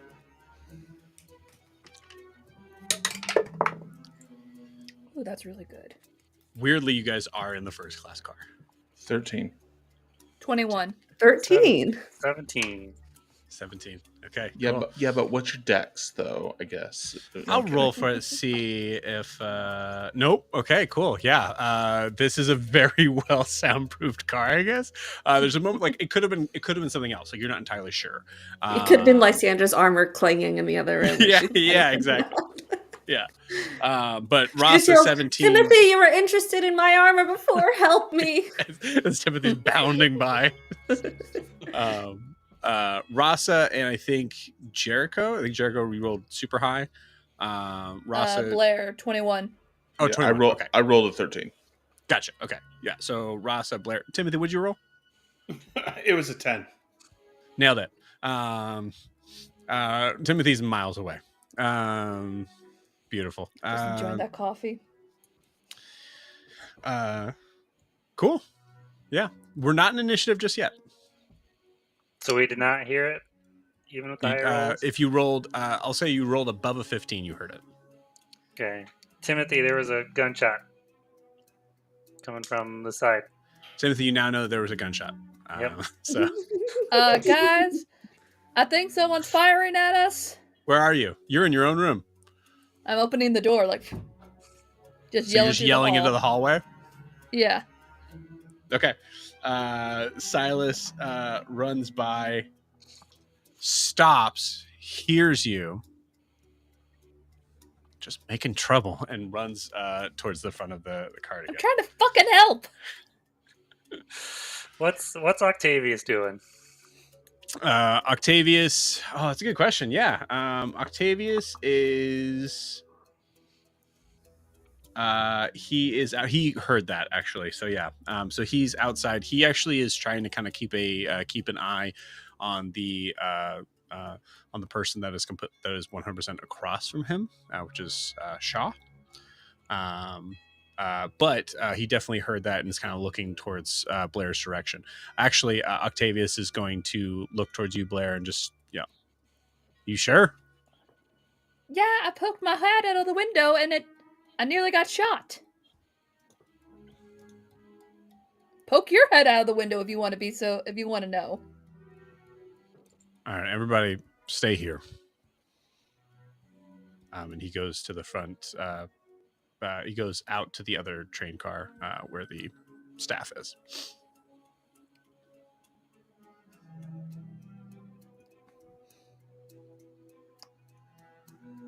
Lysandra, it is possible that you heard that out in the hallway. Yeah, she's still trying to get her armor on. But rules is written. It's 10 minutes, right? 10 minutes. Yeah, 10 yep, minutes. It's full 10 minutes. Yeah, can I come out and help her? And knowing Yeah. that, like, you rush out. I don't know. Can you? I don't know. You got. I would like I want to get on the opposite side, and I would go help Lysandra and then get on the opposite side of the train car. I really kind of want to get off the train. But, okay, so wait, what are you doing? I help Lysandra first, and then it's going to take 10 minutes. So there's still that moment of you're helping Lysandra. If he helps, and can that's he cut it in half though? Yes, but that's what you're doing right now. Okay, yeah. That's as far as we get. Cool. I like it. the guy that who was the guy that said stay here, Octavius. and he was guarding Shaw, right? Yeah, I mean, technically, he's kind of also your like chaperone. Okay, I think Timothy is going to go and kind of stand in the doorway where Shaw is. Okay, you got it. Okay, cool. You see Shaw, who I may have described before, but so I apologize if I'm retconning a little bit of this. But you see Shaw, who has his head sort of down, just sort of like waiting, sitting in that sort of space where he is facing the window, and you see his head down, but all of a sudden, kind of like slowly comes up, and you see a figure with a very short black, like military style haircut, with a very prominent mustache, who has their hands bound, and looks up at you and just gives you a wink.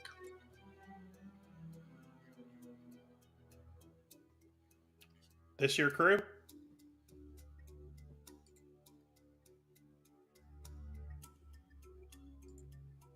Timothy, give me a perception check.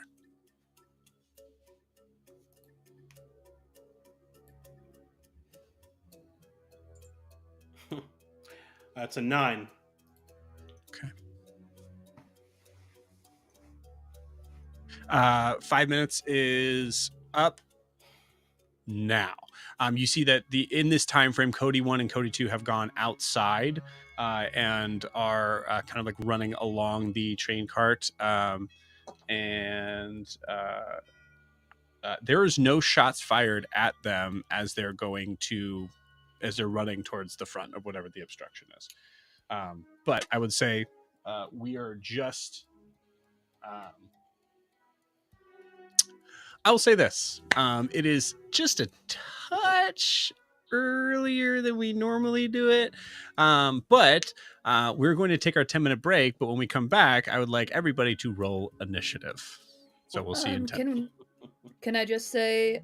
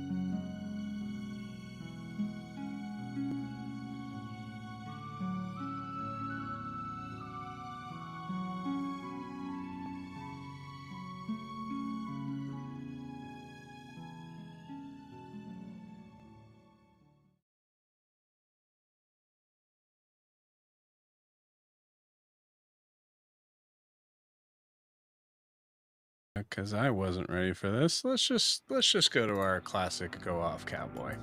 Awesome. What did Lysandra get? 3. Yeah. It's to putting the boots on. Lysandra with a cool 3. Our paladin is too busy putting on her armor and looking pretty. To save your asses.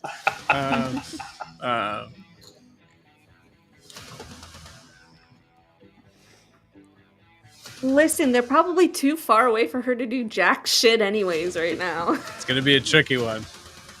No, in that case, you just run straight at them. That's what you're supposed to do, isn't it? Interesting. That's where you think you can run. Ooh, Octavius with a natural 18. All right.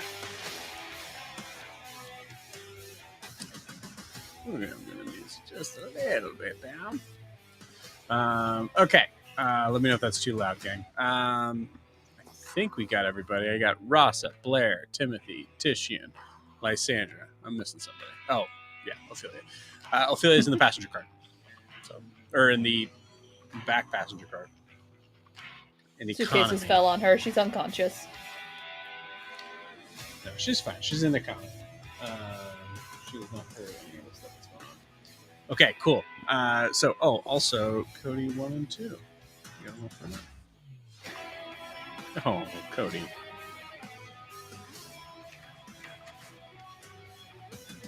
Still beat Lysandra, though.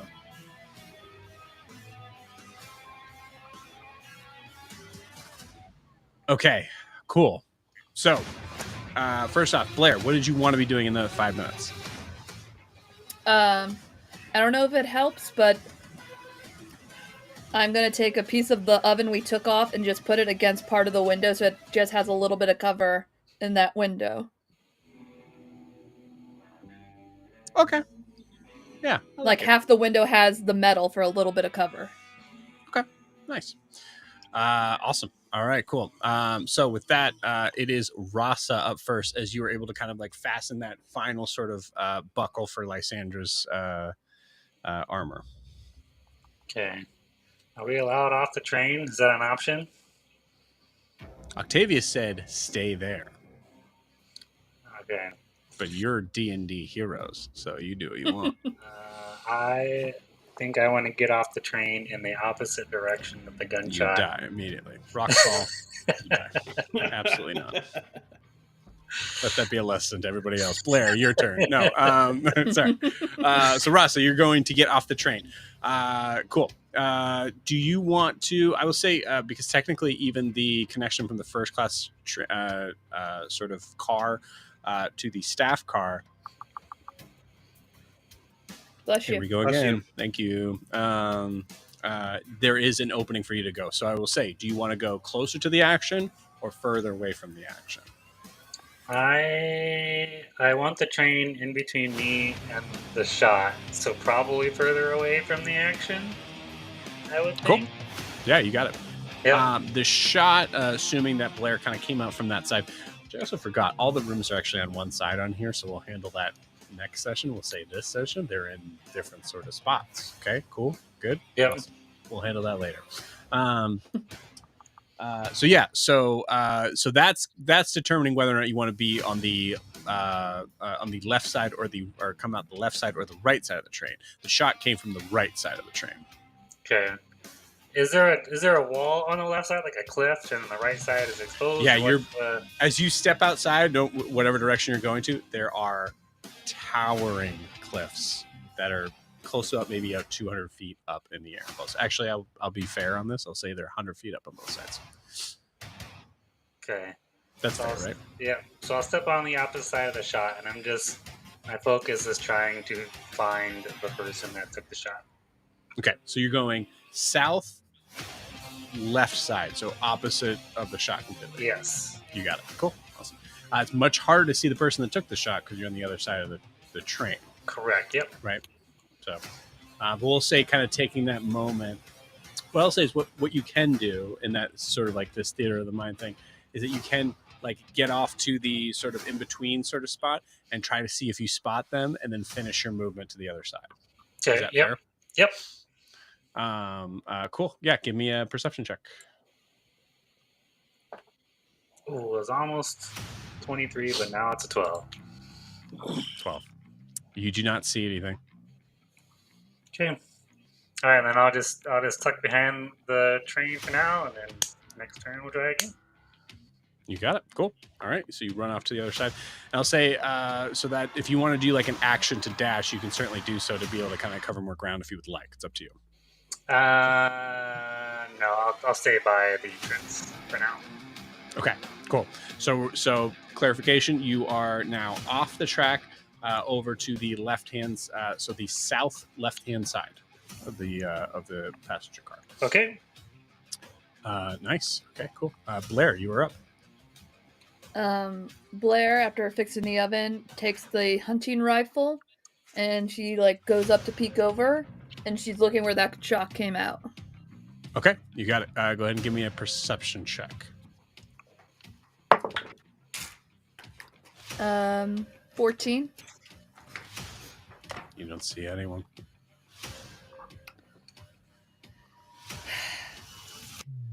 Jericho, if you needed a place to hide but still do whatever it is you do, I made a spot for you.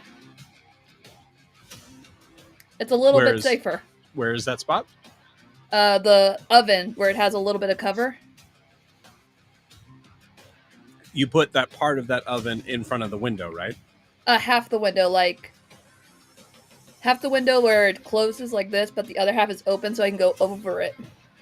Right, so that you can go over it. But I would say, Jericho, both of you are not going to be able to fit in that spot. Okay.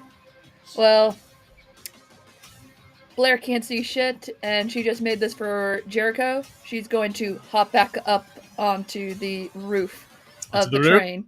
Okay. Yeah. I'm not leaving the train because I don't want to get in trouble again. So I'm technically still on the train. You're technically still on the train, yes. Yep, okay. Oh boy, Blair. Okay. Okay, cool. Any direction you want to be in as you get on top of the train? They said there was an obstruction in the front. Yes. I'm headed straight to the front. I'm running on top of the train to get to the front. You got it. I'd say with a if you want to spend your action to give me a really good athletics check to be able to jump onto the front where the to jump over the ignite smokestack and be super cool, you can try it. Yep, I'll try that. Fail. Wait. Okay, yes, it's the cat, not the one. So that's a natural 20. Okay, all right, cool. The little cat looks like a 1, so... Is the one the cat's butt? No, it's the little cat, like, just walking. What's the one, though? It's a 1. The Just one's a 1, but the cat's the 20. Should be a cat butt. Okay, cool. So yeah, Blair, in a very cool move that no one but the camera and the people at home watching see, jumps through this thick black smoke that is billowing through and just does like a full like tumble landing down on the front part of the train just over the engine room. That is your action and your movement. Anything else you want to do, Blair?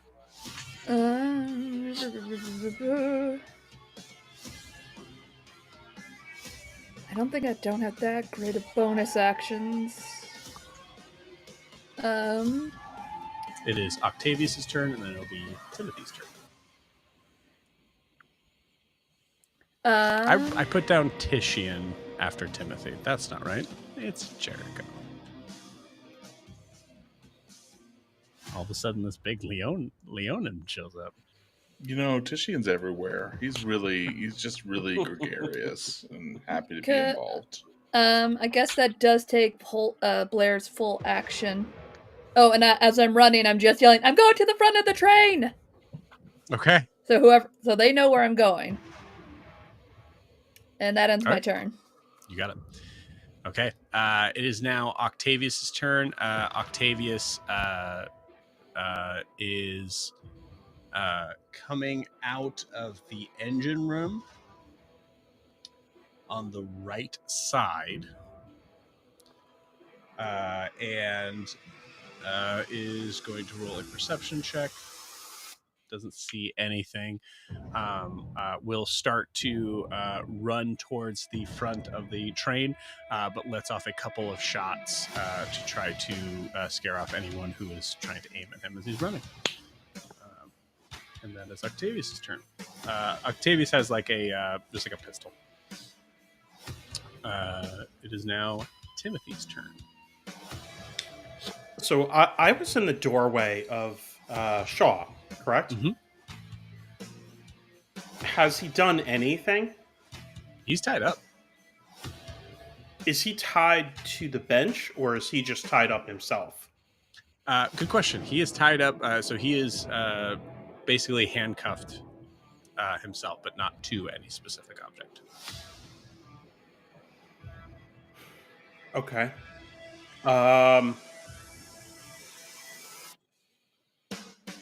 In the car that we're in, there's windows. Is there a door on the right-hand side? You're gonna have to be more specific. Like, if I wanted to see what was going on, if I wanted to leave the train car without trying to do crazy acrobatics on top of, like, crawling through windows, could I open a door on the right-hand side to get off the train? You could open a door. You're closer to the north sort of part of the cart, so you could open the front door to the cart to go into like the staff train and just look right, because that like sort of space in between the cars. Okay, I think I'm going to move over there to look right to see if I see anything. You got it. Go for it. Give me Perception a perception check. You got it. That's an 18. You don't see anything. Okay. What you see, I would say, clarification. What you see is a very tall, tall wall that right now is actually kind of like the sun is sort of like cresting right over it, giving this very long sort of shadow that is just about to kind of like reach the tracks. I don't think Timothy is going to just run around crazy for no reason. He doesn't see anything. So Right. He's actually going to go walk back to Shaw's room. Okay. And I'm guessing he's kind of like half in the hallway, half in the room at that point. Okay. You got it. I'll say for simplicity's sake, are you in the hallway or in the room? Let's just say I'm in the hallway. Cool. You got it. Literally blocking the door in the hallway. Yeah. Cool. I was gonna say, could we have interacted, like said something to each other above table, or like to in that Timothy? moment? Yeah. I mean, anybody could have that has seen Timothy that was like in eyesight of Timothy. I don't think like Sandra specifically is, because she's at a point where she's just about to like be able to get out of her room. Okay. But yeah. Okay. Jericho, it is your turn. I think we established just off camera that Jericho is in the hallway, like while this is happening. Yeah, that's right. Yeah. Yep. Yeah, you were just kind of running back in. All right. So you're actually just passing Lysandra's like door, actually. Passing Lysandra's door. Okay. Hearing Blair comment that I'm going to run. So apologies, Joe, Theater of the Mind. I want to run to I guess where the cars connect with one another. Which area? Like which two cars? Yeah. So so like where you are right now, there's the engine, staff cart engine room, and you know the front of the whole freaking train. And then there's the passenger cart that you're in, and the passenger cart that is where Ophelia and the other passengers are. And Joe, just for clarification, I went to the staff car north of us, correct? You're still in the passenger car because that's where No, Shaw no. is. But like when I went to go look out the window, that was more. I think you just peered out. Like it was like kind of that Oh, moment okay. of like, yeah. No, that makes sense. Okay, that makes sense. Okay. I'm going to just I'm going to go to the direction that's closest to the sound. Where the sound came from, where the sound originated from. Which sound? The sound that we've now been told is gunshots. Okay. From the hallway, the closest way to get there would be to jump out the window, I would say, as a TM. Okay. I'm trying to I'll think go of the way towards that you want. I'll go towards the engine then. Okay. The staff You car. got it. So running north. Mhm. I'll say because you're in the hallway and you're moving through that, picking a left or right, I've been including as full movement if you wanted to. Taking left or right? Or you want to go into the staff cart. I want to go to, so on trains, as I picture it, there's always the area between Yeah. cars. So Yeah. I'm wanting to get to that area where I can see outside a little bit more. Yep. And honestly, kind of do what I was talking about earlier and like try to peek out and see what is happening outside. Cool. While from under the cars. Yeah. You got it. So you're doing this. You're doing exactly what Timothy just did. Probably, Just yeah. clarification. Cool. Just making sure. Yeah. You got it. Cool. Awesome. So Jericho, just little halfling feet run out and then kind of like peer out, pushing through from the doorway. You see you're kind of like just passing through from Timothy. You see that Timothy is sort of like staring down this figure that is in handcuffs that is staring right back at him. And you run outside and you take a look outside. Go ahead and give me that perception check. There's a really good visual Ryan's doing on the chat. Working on it. It's a 17. 17. Yes. Yep, that's perfect.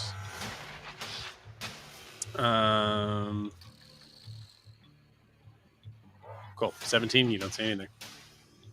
Really? Okay.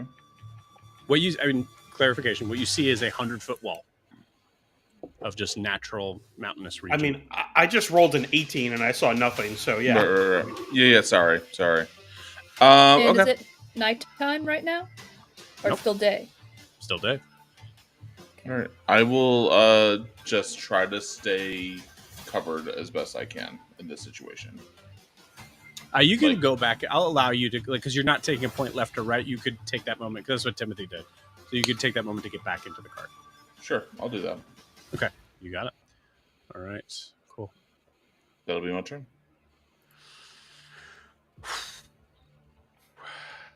Okay.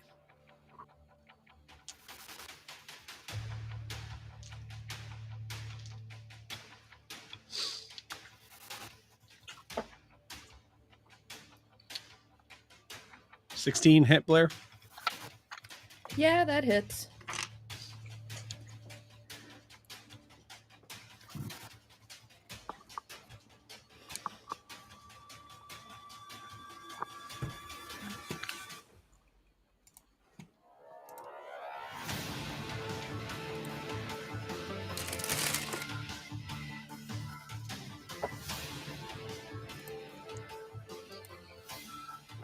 That is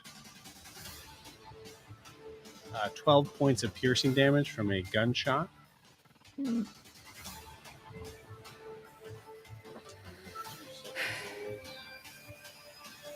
Another one misses, another one hits. Was that 3 shots total? 3 shots total. Yeah, Blair's just running with her gauntlets trying to cover her head.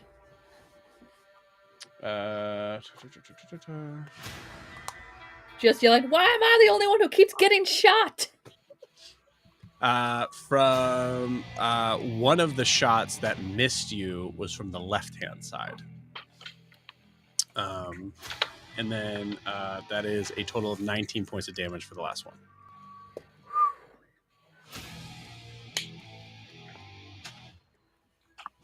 Blair, it was nice to play with you.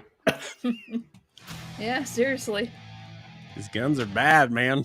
Guns are bad. Mhm. Don't have to tell Blair. Cool. That is the end of those people's turns. It is now Cody 1 and Cody's 2's turn as they're working on getting the obstruction out of the way. Does someone else want to roll for this, actually, just for fun?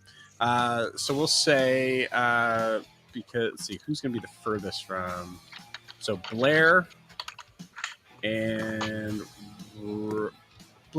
Timothy. Roll me d20s.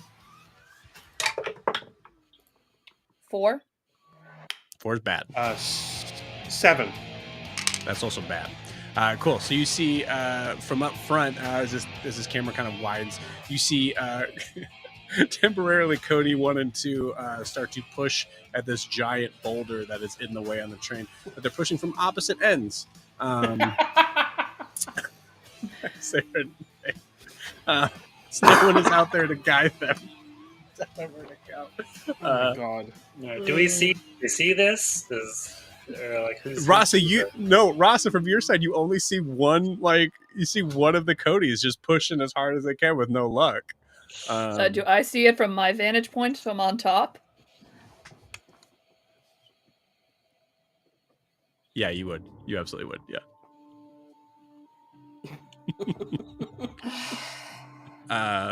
Lysandra, it is your turn. I think you might have muted yourself. Oh, you're muted on EVMux. She's going to go out into the hall and go up to Timothy and just say,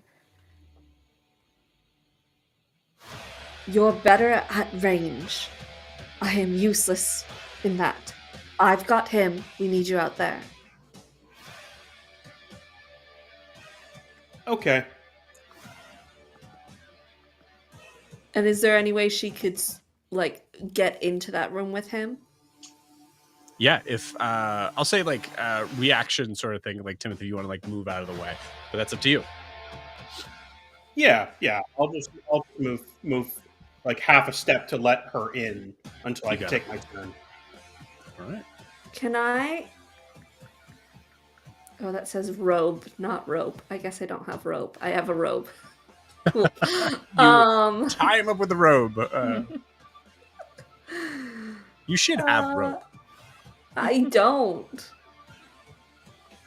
Everybody has rope. Maybe I'm wrong. No, not. I guess the new holy gear for the paladin doesn't have rope. You don't have holy rope? I don't have holy rope. The funny thing is, your reaction here is to tie him up, whereas the first thing that came to my mind as Timothy is, I'm just going to hit him in the knee with the warhammer. No, she was going to tie him to her. Oh my God. Nice. But I don't have any rope. Like a little so, we're not going to tie him to me because I don't have any rope. She's just going to. She's 6'4" and she's muscle.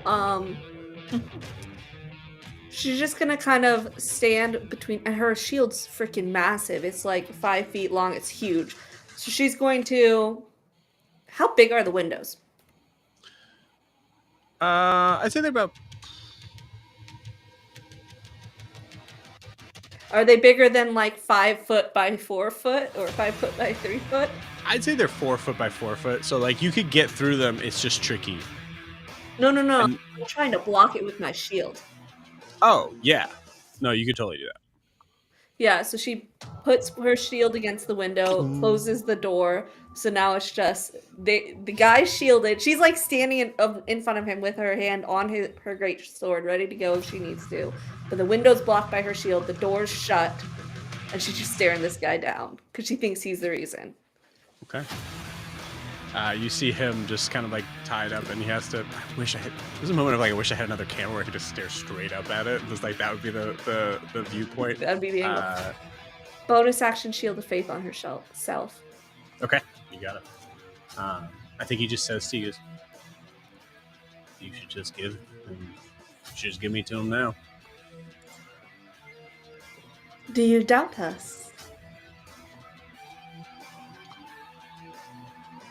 I just assume you want to live. And I will.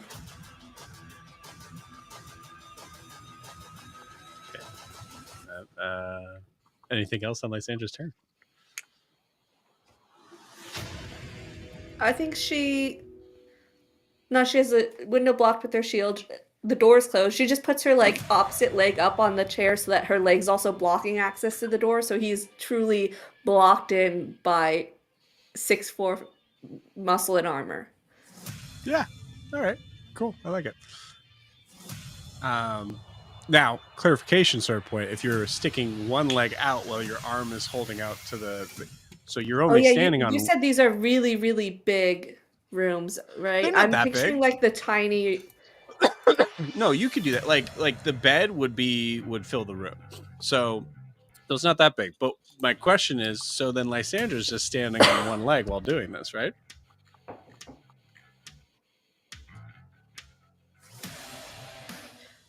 I think I'm picturing a much smaller room than you are. Okay. You said you were putting So your foot to the chair to block the door, right?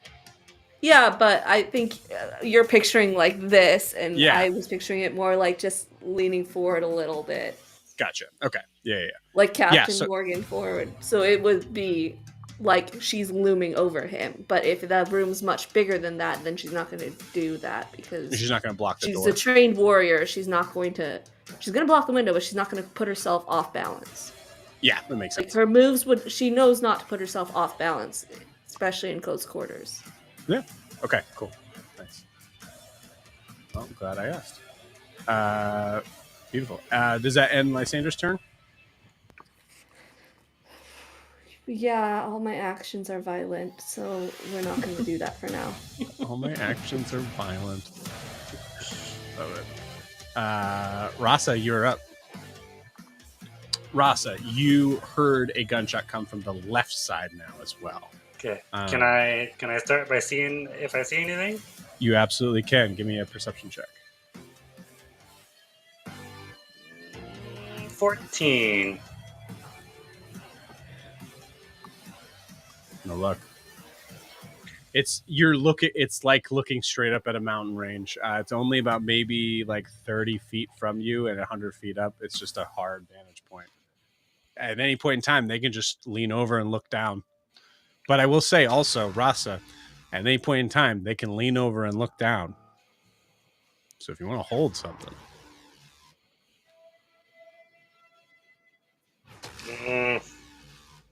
Rasa's pissed and he doesn't like being hunted. So the people in the back will see a flying angel as wings sprout from Rasa. And he's like, fuck this. I go straight up into the air and dash 60 feet. Okay. Um,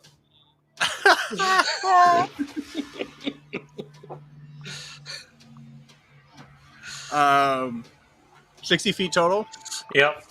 Okay, you got it. I'm going to say re-roll that perception check with that. An old man with wings carrying a rifle.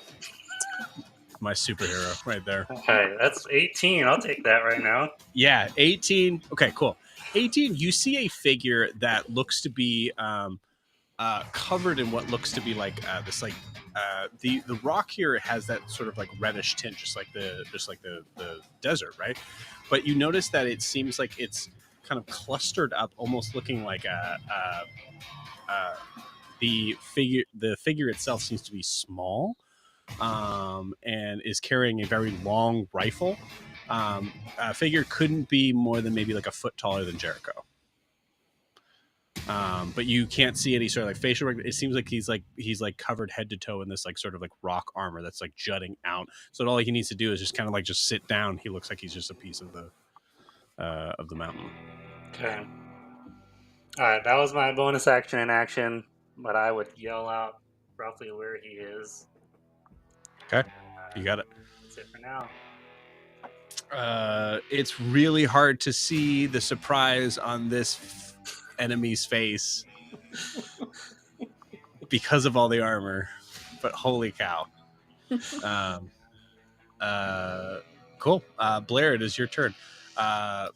Blair, before you roll a perception check on your attackers, I would like you to roll a perception check on whether or not you saw Rasa fly up in the air. Perception, that'd be a 14. Wouldn't she get advantage with him yelling out where the guy is? Oh, that's a good point. Yeah, Blair, you know exactly where Rasa is. You hear someone from She's above. outside, yeah. Like, I'm not going to see him. I'm in the train. But she's literally on top of the train. Yeah, I mean, there's so like, the weird thing is there is like kind of like the smokestack in your way. So Blair, what I will tell you is, and you can kind of define it however you want, but like what you see is you see something like you can see Rasa through the smoke, but it's like it's a lot of smoke that's kind of gathering around. It looks like Rasa's like attached to something or has some sort of. You're not entirely sure, but you can definitely see that Rasa is in the air, and it is Rasa. Okay. Can Blair yell? Like, I can see Cody 1 and Cody 2 with the boulder. Yes, you can. And Timothy's in the train. He's not outside the train. Correct. Okay. I then am going to yell out to Cody 1. Cody 1! Run to the other side of the boulder and help Cody 2 push the boulder away. Cool.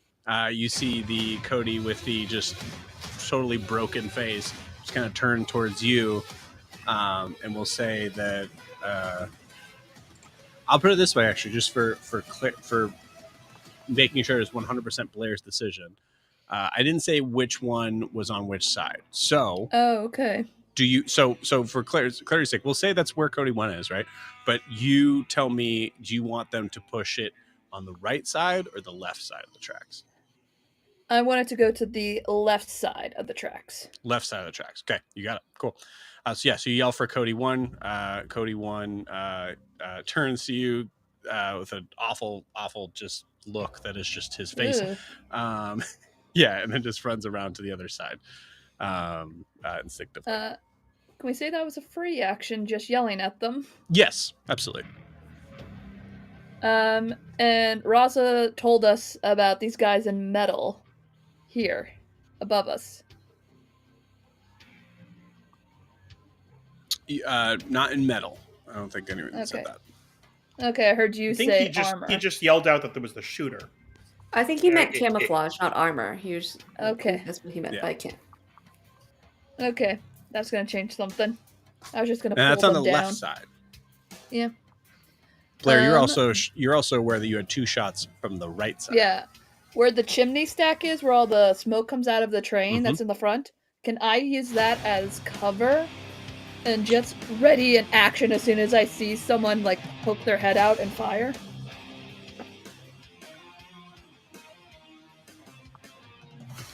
I will tell you, I will allow it with a DC 18 Constitution saving throw from not getting poisoned by the horrid chemicals that's pouring out of this thing. Oh, Constitution.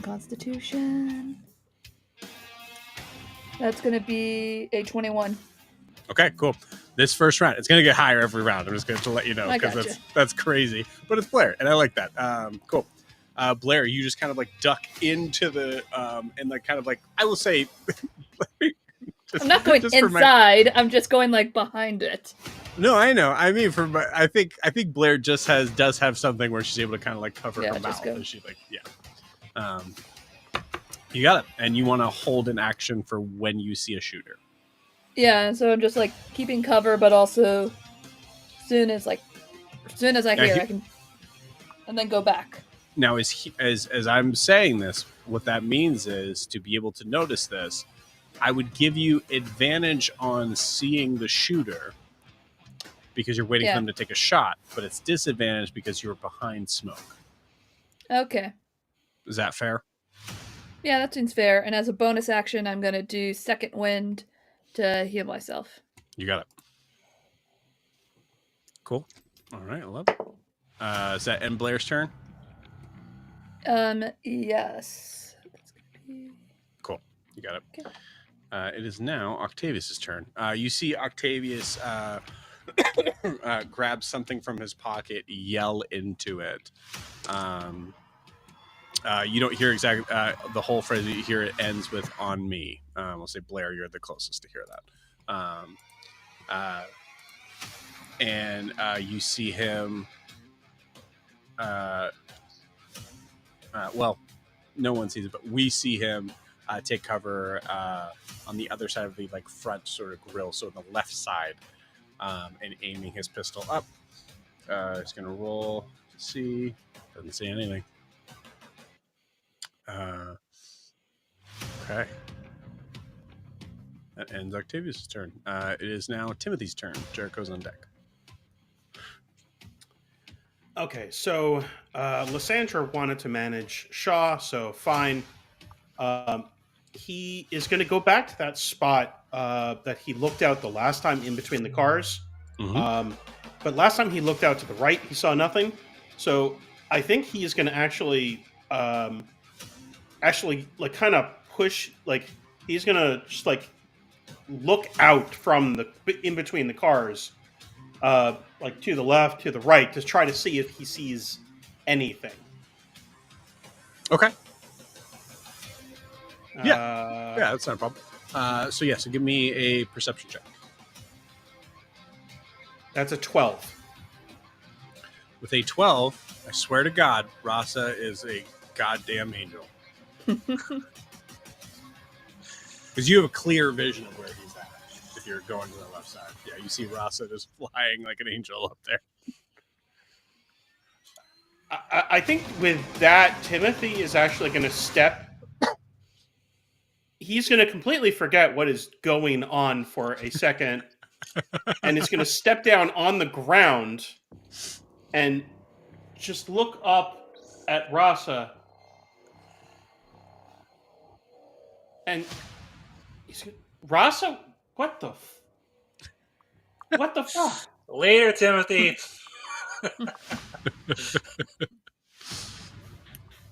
Unfortunately, that is all you see, Timothy.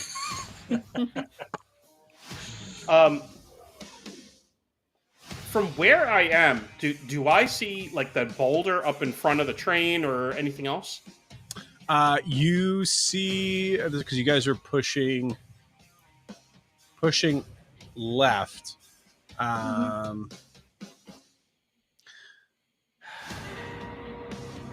I will say, I'll give you this. You hear straining up at the front of the train. I don't think you see really the boulder just yet, unless you're taking a couple more steps sort of forward. I think he's gonna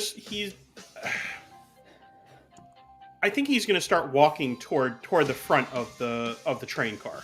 Okay, yeah. So if you want to use your full movement, you'll see it for sure. Yeah, I'm outside the train. I'm just walking toward the front of the train. Yeah, cool.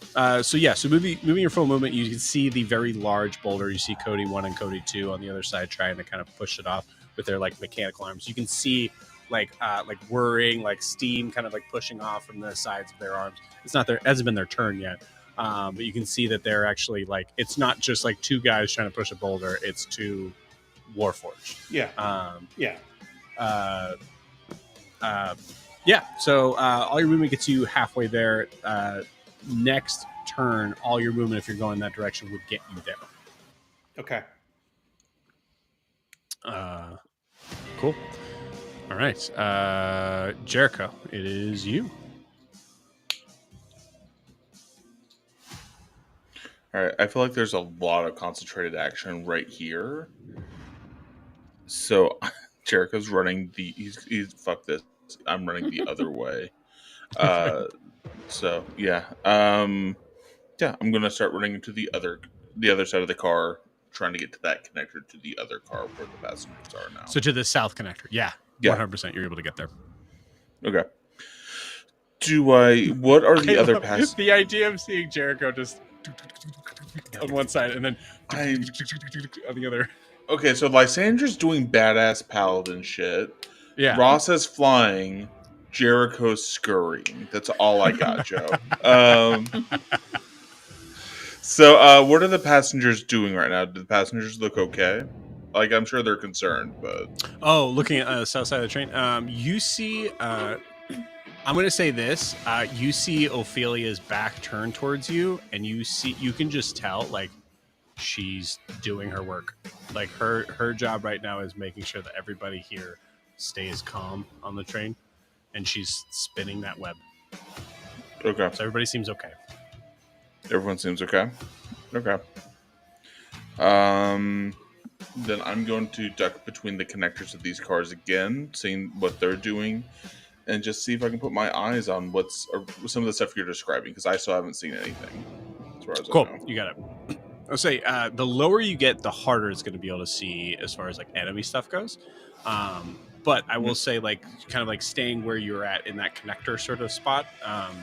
So you're on the south side, just in that sort of connection thing on the platform of the connection. You got it. Yeah, cool. yeah. Awesome. Yeah, give me a perception check.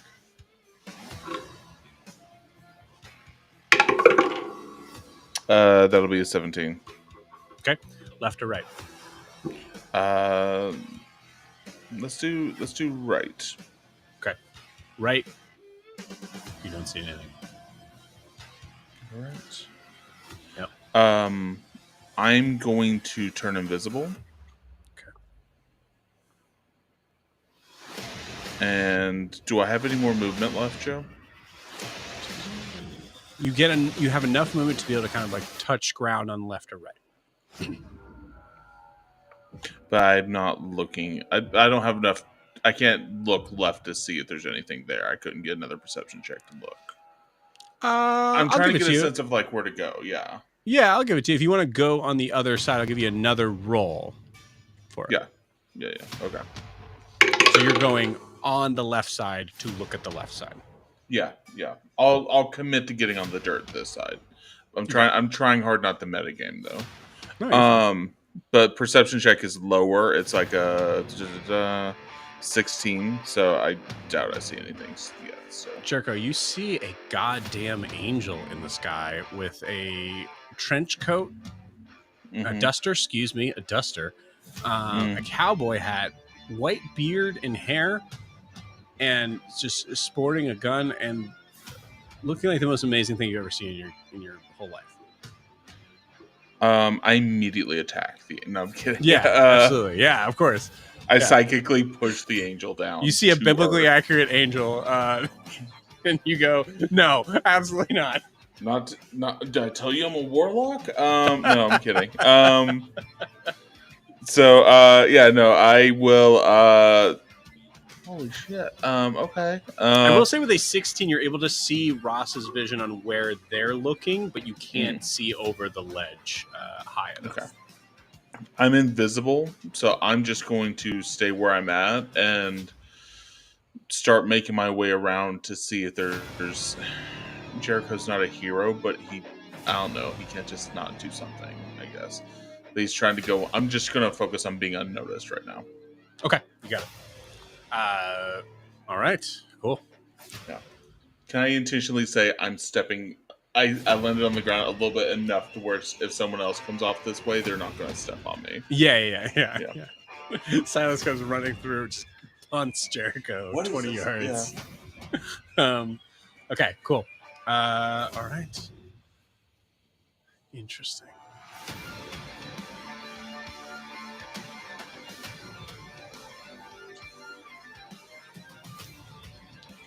Yeah. It's an 18 hit, Rasa. Yep, sure does.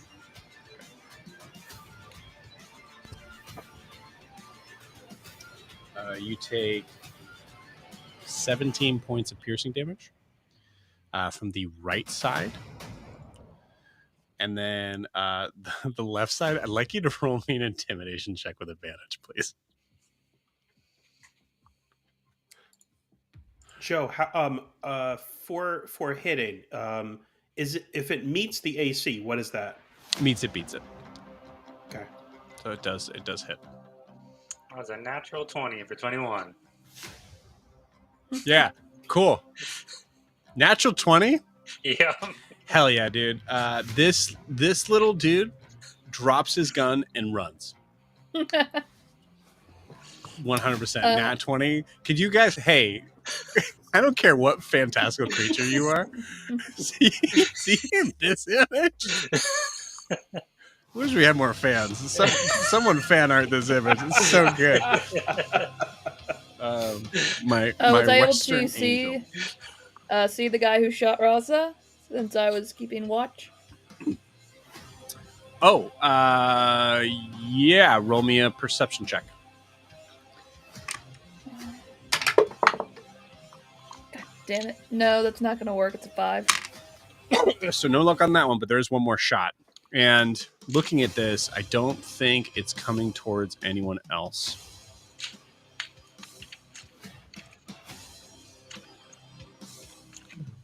Yeah, I don't think it's coming towards anyone else. Mm-hmm. So the last one on the right is going to shoot at Rasa for a 15 to hit. Is my AC.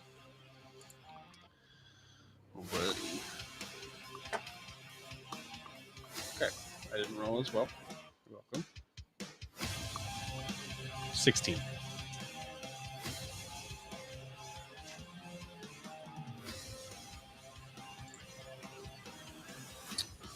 Blair, roll for that one. Okay. Okay, that's way better. 18. 18, you did see a figure. Similar, looking like, well, you don't know this, but similar in that sort of like rock armor sort of look to it, as you see just like pieces, like this weird sort of like red blocks kind of coming up, but you see see the shot made, and you're able to take the shot. Still gotta see if you hit. How far away is this person? So it would be 100 feet from the ground. You being on top of the Okay. train, I'd say you're about 70 feet. Yep, that's Right. not gonna. Right? Does that make Yeah, sense? yeah, that makes sense.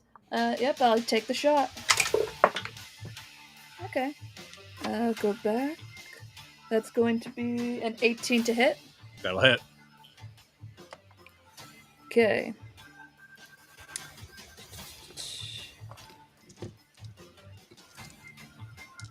And I'm going to use a psychic die, or a magnetic die, whatever you want to call it, to turn it into a balsamic energy. Just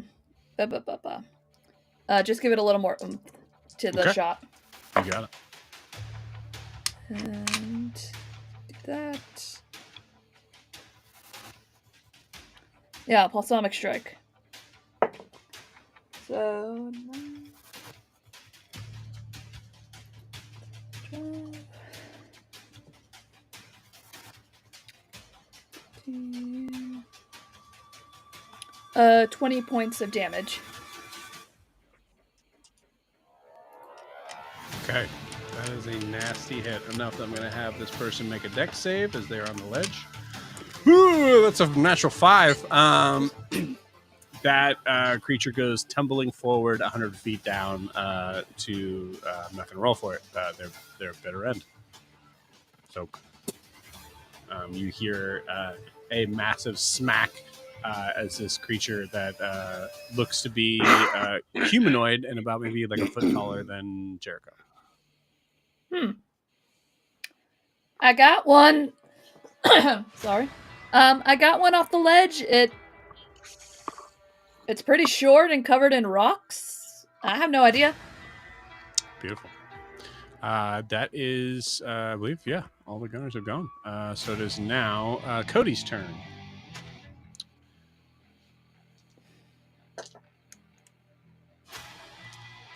Cody 1 is still trying to figure out how to push. Cody 2 is able to get it. I will say, in terms of being able to push this, if they rolled really high, they might be able to push. The number to get to is 4. They just took 1 off from that. So basically, they pushed a fourth of the way. Does that make sense? Mm-hmm. Okay, so we're at 1. If they both succeeded, it would also be too. I rolled like double 3s for Cody 1. Cody 1's having a rough day. Let's be honest. Lysandra, you are up. I'm guarding. You got it. I will just, I guess, hold an action to unarmed strike him if he tries to, like, make a break for it or tries to attack me. But if he's just sitting there chilling, I'm gonna sit there chilling. Okay, yeah. He's gonna try to take a try to like elbow into you, to try to just kind of like try his best to sort of knock you off balance. So we'll do this as he's gonna have disadvantage. Ropes, his hands are tied. Oh, every time I think I know it, and then it comes up and I forget.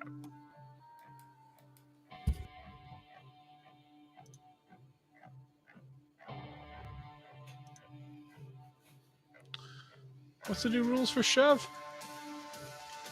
It's right here. It's going to be. Is it his turn? I guess so. Yeah, I put him in the initiative for this. They You must make a melee attack. Hold on, whoa, time out. It doesn't help to have two people. Kiki, go ahead. Sorry, I'm reading it from the. Yeah, target must succeed a strength dexterity check in which the saving throw is DC 8 plus proficiency plus strength, or you can either push 5 feet away. Or it is knocked prone. So the DC I have to beat is based off of 8 plus their proficiency bonus plus their strength. Okay, so in this case, him pushing would be him having to beat your DC, correct? But don't you have to? Don't they have to hit with an unarmed strike first? Yeah, that's what he's doing. Yep. Yeah. You may. Oh, so he has to try to hit me first, and then once he hits me, then then they could attempt to shove, but they have to hit you first. Well, I just rolled a nat 20. I'm sorry, Kiki. My AC is 21, but I'm guessing they have more than a 1 to their nat attack. 20 hits. Yeah. Especially for a shove. So yeah, I literally had to roll nat 20. Okay, cool. So what's the DC? No, it's 8 plus their proficiency plus their strength, so you tell me. Well, it's him enacting it, so doesn't it have to be against your DC? I have to succeed. I am the target against his proficiency plus his strength plus his plus 8. Okay, He is the one. Oh boy. Oh no. Man Hurry, down. you can plan. I'm I'm almost dead, so I'm tapping out. So, but I'm gonna point him out. Oh, but thank you for making these visuals. It made it a lot easier. Yep. Yeah, it's a little complicated when we're just talking about it.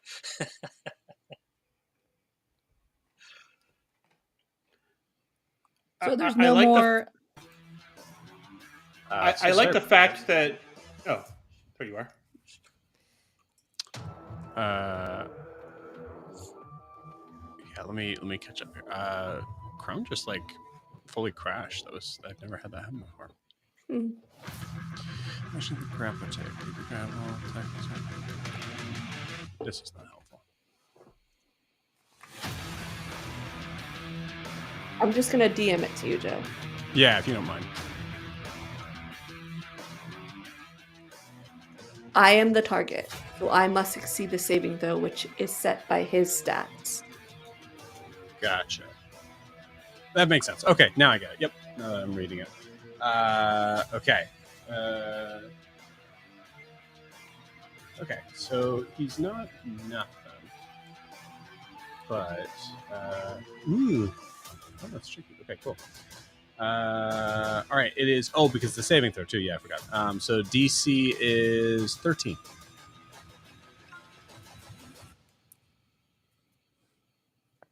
You got it. So, in this moment. I had that held action for an unarmed strike. Beautiful. I like it. Yeah, I was gonna say this kind of happens like before your turn. You can do whatever you want on your turn as like a response to that. Honestly. Oh, so he's before my turn. Where is he? Yeah, in I'm the gonna put him. initiative? I'm gonna put him. I put him in the initiative just so that there's some sort of like moment of like, yeah, he should have a turn here. So I just put him just before you. So he failed on that, So and it is didn't now hold. trying. Okay. Yeah, so now he's trying to book it, and it is your turn. But clearly you have him. Yeah, I'm gonna unarmed strike him. I'm thinking of something dumber to do. We like dumb, don't. No, I'm not gonna be I'm that gonna dumb. cut him in half with my greatsword. Cut his leg off. How dumb do we want to do this? How wide? What are the dimensions of the door? I would say it's about 3 feet by 6 feet.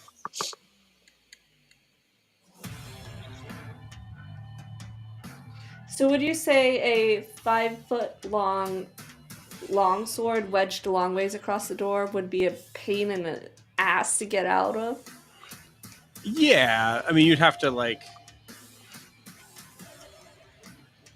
It would make things harder, but I don't know if I think it would be like half your movement to get out, though.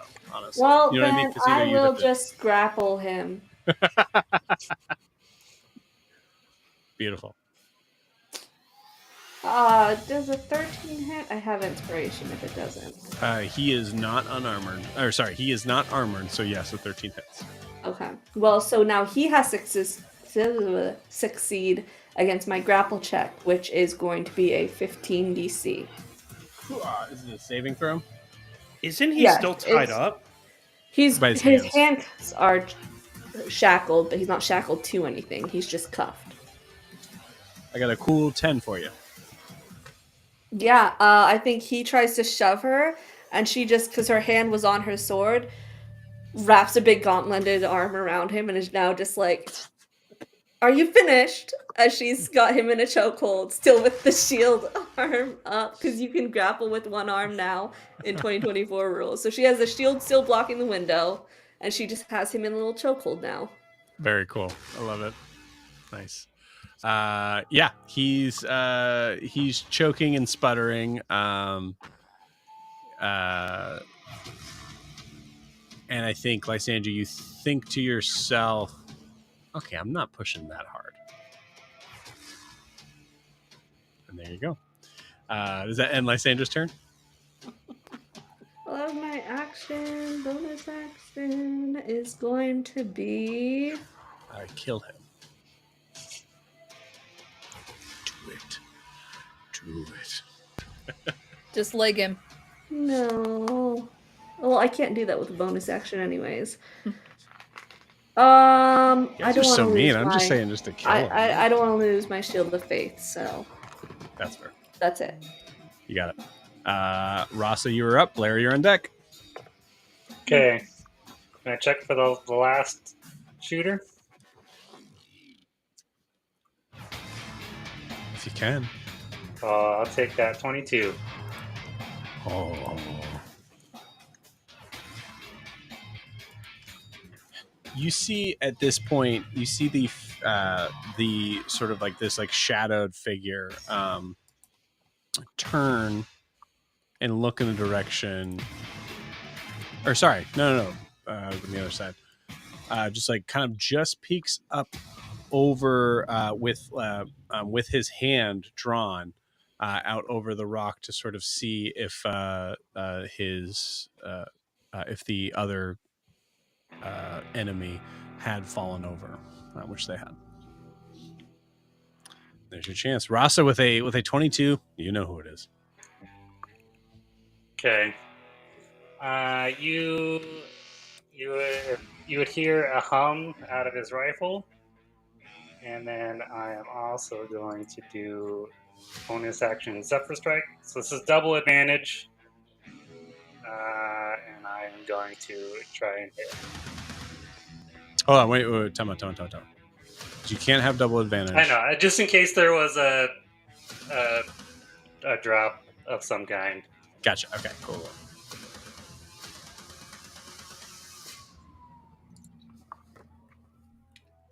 that was a double crit. I'm not joking.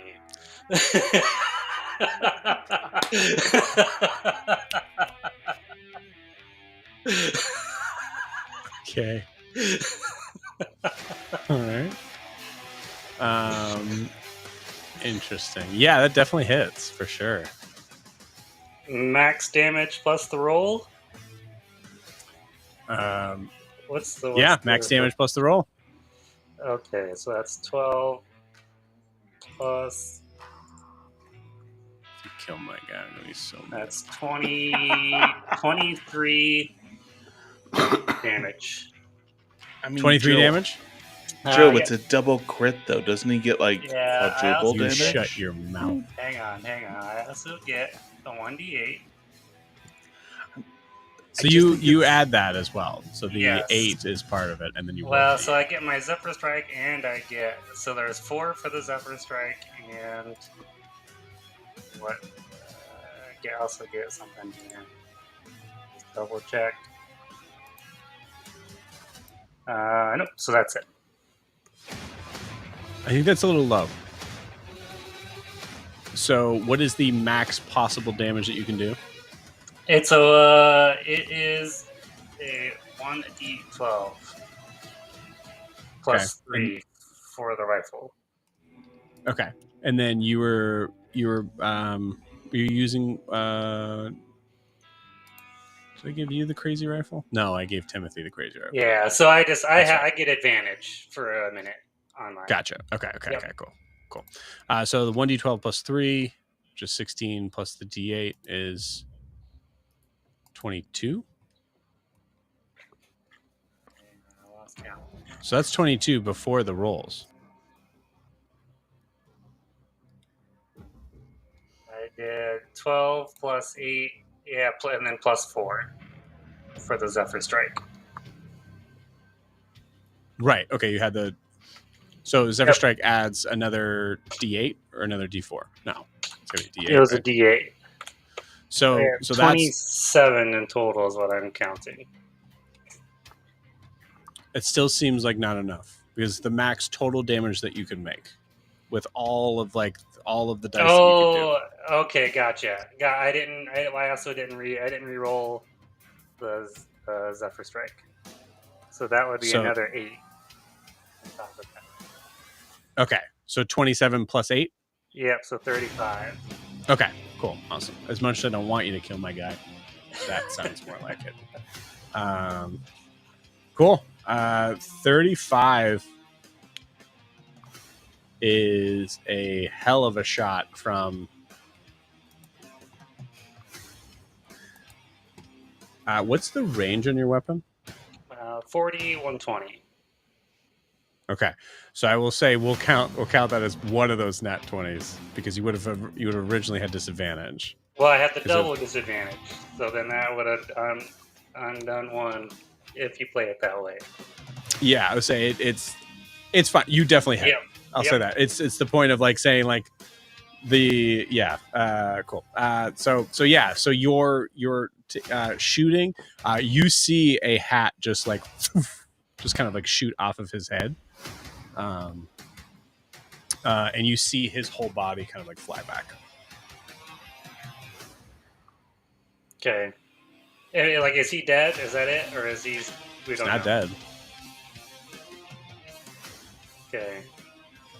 Well, I'll say, like, for RP moment, you're not sure. Like, you saw him, like, fly back behind the rock, but, like, literally, like, fall backwards. Because he wasn't on the ledge. He was a little bit further back. Yeah.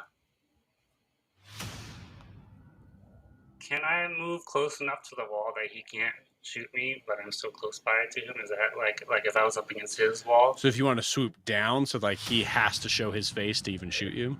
Yes. Yeah. Okay. I mean, I'm trying to lose altitude here as much as possible. Yeah. Because if he hits me again, I would drop 30 feet. So. Okay. So what's your full movement? 30 feet is my... Wait, no, I get double movement because of Zephyr Strike. So I do have a little bit more movement. Makes sense. So maybe I could move up close to him to see if he's dead. If he's not, then I would drop out of his range if that's enough movement. I would say you were about maybe 60 feet from him, maybe a little bit more. So I think like dropping down, and you were how high up? You went a full 60 feet up. Yeah, yep. So if you wanted to drop 30 feet down and then go 30 feet across, you're definitely in an area where he would have to kind of look down. Okay. All right. I will do that. That works for me for right now. And I would yell out to Timothy, like, this is Alden right here. You got it. You yell Alden? Yep. Cool. And you for sure know that name, right? Yes. Yeah, because Lysandra told him. Yes. Lysandra coughed it up. Uh-huh. Oh, no. He's going to be like, that bitch. Oh, no. Oh, boy. You can still fix him. Oh, boy. She has 2 other people to worry about. Oh, boy. Cool. So that's Rasa. Blair, you're up. Okay. I couldn't remember. Is Timothy with C1 and C2? He's about to get over there. Yeah, not yet. Okay. How shenanigansy would it be if I used... Because they're made of metal, right? Yes. I can move, and we've already established I can move things made out of metal with the metal movement. If it's a willing creature, 30 feet. If I can just, like, push them against the rock to move the rock faster, like... Push Timothy? Not Timothy, the C1, either C1 or C2 who's already at the rock and just use them as a thing to push the rock, like, push their face against the rock and just move it. I will, just because it's really funny, I will give them advantage because I think that's really funny. I do think, mechanically speaking, that doesn't help them in that situation. I'm just gonna yell, just relax, and I'm gonna try to use them as the hand to push the rock. Cool. One of them. You pick, 1 or 2. Yeah. C1. Yeah, he needs a break. Great. Also, his face is not that, is clearly not that much to worry about at this point. Actually, no, C2, so he can match his brother. Oh, that's just mean. I didn't do anything to you. Fine. Cool. You got it. On their turn, they'll have advantage. Okay, then action surge. Okay. I am going to jump off the train, and I'm going to go to the boulder and help them push the boulder. Okay. So there's 3 people. You got it. Awesome. All right. I have plenty of movement to get down there. Yep. Yeah, that works. And bonus action, I am going to use Second Wind again to heal myself. Okay, time out real quick. How much movement do you have? I have 40 feet, but if that doesn't get me there, I can use feline agility, which doubles it to 80. You'll have to use that, but yeah, that'll do it. Gotcha. Nice. All right. You full, just running off. Blair at this point has spent more time on top of the train than in the train, as she is running and diving out towards the track, doing a quick sort of barrel roll and collecting herself just to be able to kind of like shove her back into it. Beautiful. Yeah, I'm literally just like trying to go behind and just help them. Cool. You got it. You hear on Octavia's turn, he yells out, "Who's Alden?"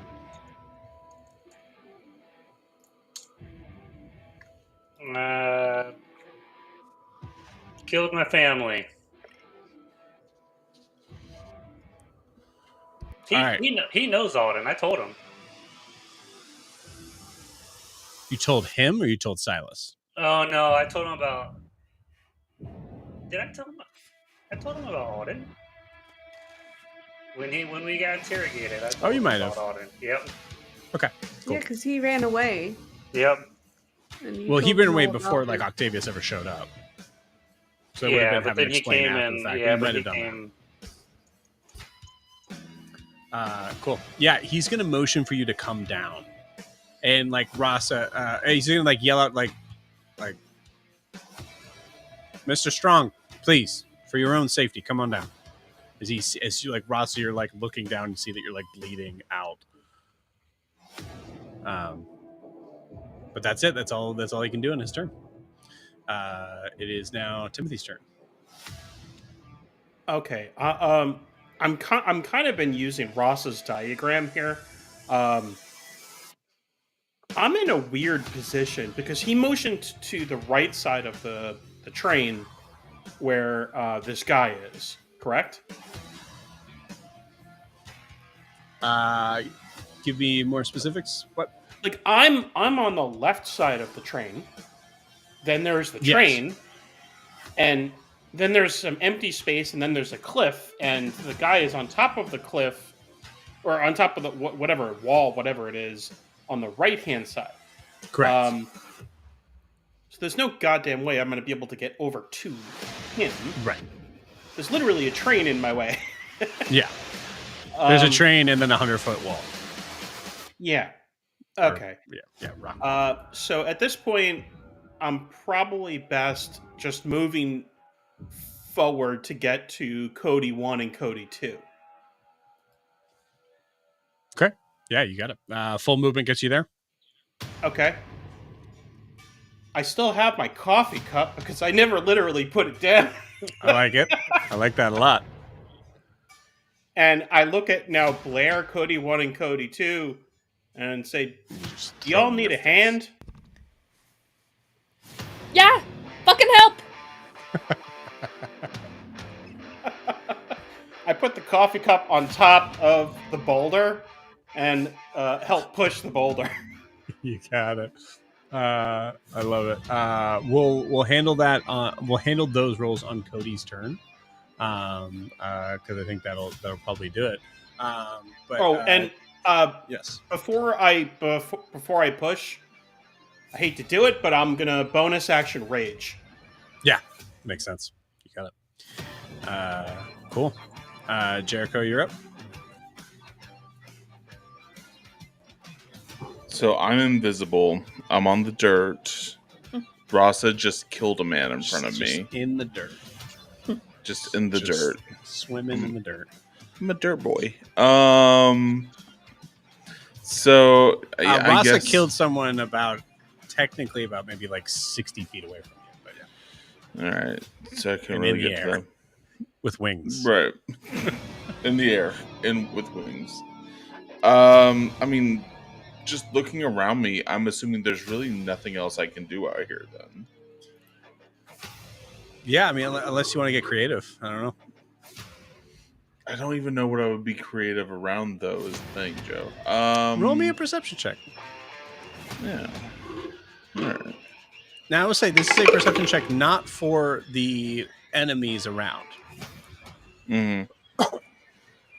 That'll be a 17. Okay. Cool. With a 17, you... I think the question kind of comes up of... The question comes up of where did these figures come from and how did they know that you were... Like, how did they know exactly where you were? You know, obviously they probably put the boulder there, but like, how do they know exactly when to collect themselves to kind of like get up there? And with a 17, you don't see any sort of like holes or anything like that, but you get the idea. There's a possibility that along these walls there might be something. All right. And how far away am I from the walls exactly? From the left, because I think you went on the left side, right? Yeah, I believe so. Yes, okay. Left side. You're about 30 feet. Yeah, I'll walk up to the walls. Let's check them out. Let's say yes to something. Yeah. Cool. So if you want to spend an action to investigate the walls, you certainly can. Sure, let's do that. Give me an investigation check. All right. 17 again. Awesome. So with a 17, you do not find any.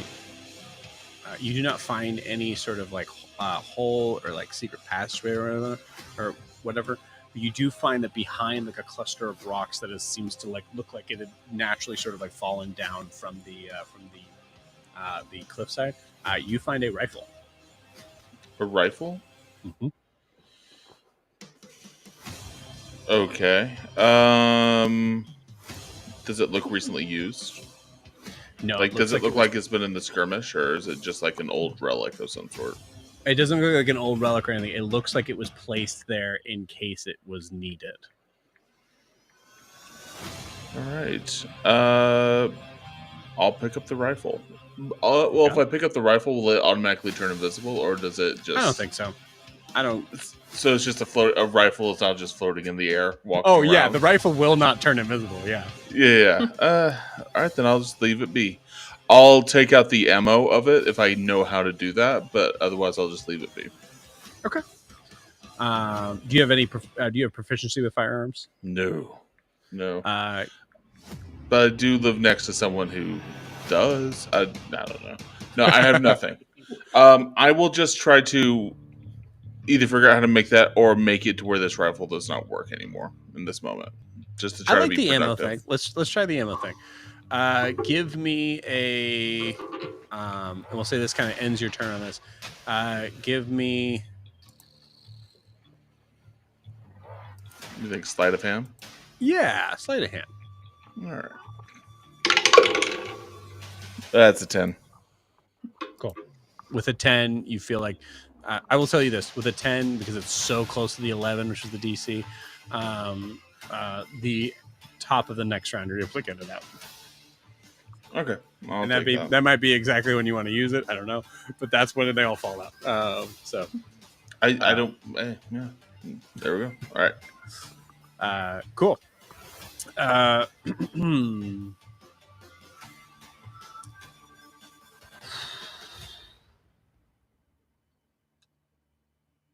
Alden's turn. Did you say Rasa was... How far away was Rasa? 30 feet in the air. 30 feet in the air? Yep. Yep. On the right side. Can I communicate to Rasa and just sort of share? We don't have to RP it because I want to move on from me right now, but telepathically share with Rasa that, like, the theory of the holes in the wall and that there's, like, just to keep an eye out. Yeah, I love that. Yeah. So that'll just come telepathically to you, Rasa. But it will sound just like me.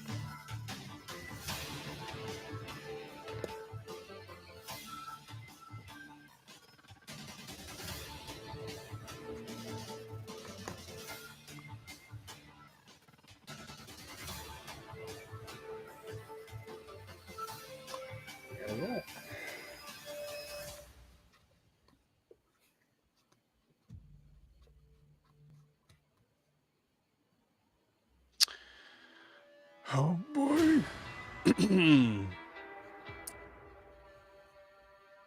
For clarification's sake, mechanically speaking, does anybody have a held action here? Mm-mm.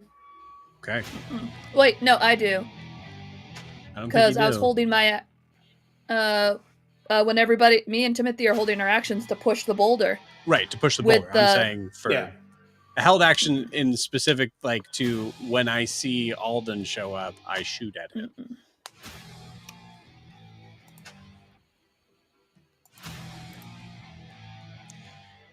You see Rasa, as you look up, you see this figure that is now pushing, army crawling out, aiming his weapon down at you. You can see like there's like blood caked on the side of his like fully on the side of his head and the side of his eye. He's gonna have a disadvantage on the shot to hit you because he's like barely able to even see. Yep. He's going for it. I knew what I did when I went up there. Yeah. Okay.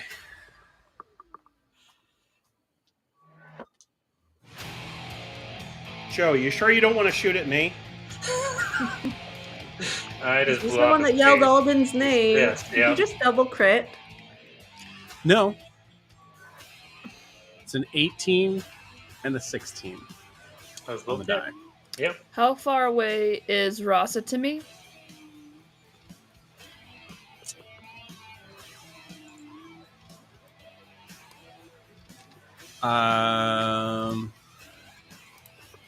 I'd say about 60 feet. Nope, can't help you. All right.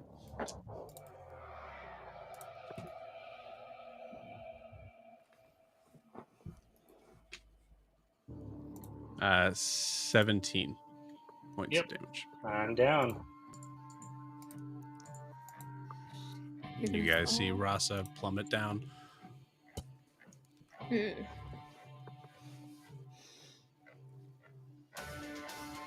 Now, here's the thing. 30 feet of fall damage is damage.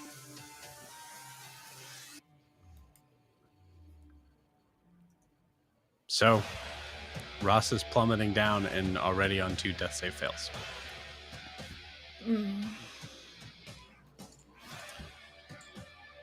For those that have sight, you see Alden just clamber back and just moves back towards the rock. It is Cody's. Yeah, it is the Cody's turn, and Timothy and Blair's turn to roll. So one of them has advantage. So that's a really good roll to start. If you guys want to roll your, it's roll basically an athletics check. Is it athletics or is it strength? Athletics. I still have advantage from last session, but we're in the same day. Okay, if you want to use that, yeah. Yeah, I have never used it yet. Oh, that's way better. Athletics. I got a 23. I got a 19. You got it. Yeah, with all of that extended movement, you guys are able to push this thing fully off. Now, here's a fun thing. As you see it start to slowly, it kind of like rolls off the tracks, and then slowly starts to roll in the direction of the slope, which would be the direction of where Jericho is. You get to do your Indiana Jones You guys are thing. pushing from that side, right? You And got this, Blair's just gonna Jericho. yell. Blair's just gonna yell, "Back in the train!" Beautiful. Okay, Blair, as you yell that, I'm going to say you turn around and you see Ross on the ground. Timothy! Your guy's on the ground. How far is he from me? I'm going to say above board. This could be it. Blair, do you yell, Timothy, your guy's on the ground? I don't have feline movement because I used it to get down there, so I can't No, use I'm it again. saying just say Ross's on the ground. Ross is on the ground. There you go. Just so that everybody knows what they mean by that. Cool. Yeah. That's how far is he from me? It's about what I say. In the air, we made a factor to it, so about 40 feet. Okay.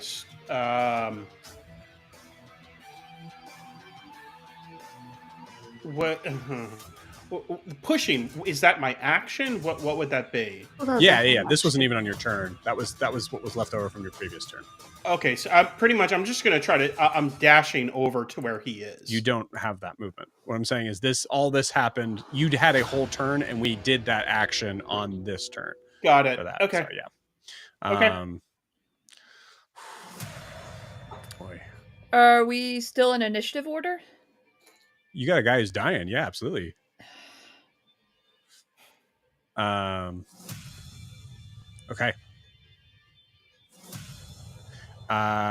It is technically Shaw's turn. And Shaw is just going to say to Lysandra, You gonna wait around and watch your friend die?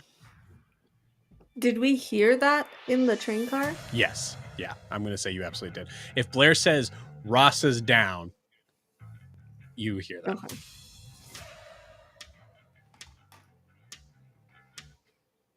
That's gonna end his turn in doing that. He should probably says for like, "Hey, you gonna let it?"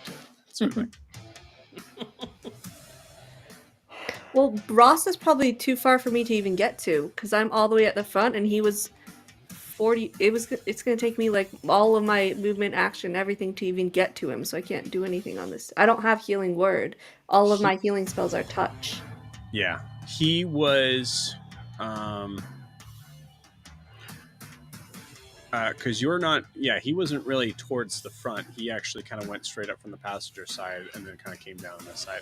So he's somewhere between 40 to 30 feet of movement. And I think that's fair, right? Like Rasa, correct me if I'm wrong. Because you went down, you went passenger side and just went straight up. You Yeah, didn't go and front like to I the was forward. aware of the fact that I might drop. You know what I mean? So like I'm like trying to like maneuver that. Yeah, cool. Ryan, do you want to roll to see if you're 30 or 40 feet away? Okay, I'm doing it. Okay. 50-50, I mean, my friend. based on the diagram that we've kind of been working on, that Ryan's been like drawing up, from where Lysandra is, it looks like she could get to him pretty damn easily if she's able to just walk out that. That's not quite right because we're in the front car, not the back car, like it said. Yeah, Oh, I have no I'll idea. say. I'm so confused now. Oh, I'll say got for it. the simplicity's sake of this, trust me when I say it's somewhere between 30 to 40. Okay. So a direct straight shot from out the window. Rasa, would you Okay. roll? All right, I'm rolling now. Oh, that's a 5. 40 feet. Yep.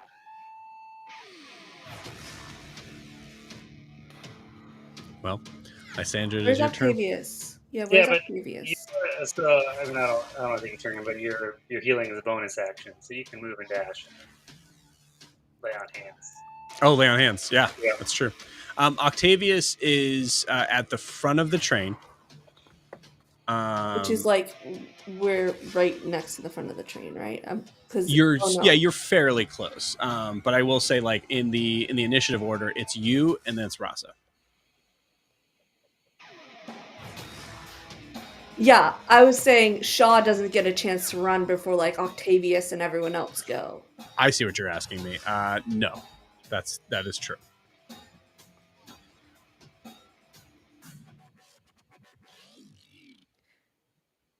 I mean, okay, she's gonna dash. Well, I could be super mean and say he's holding an action. You could.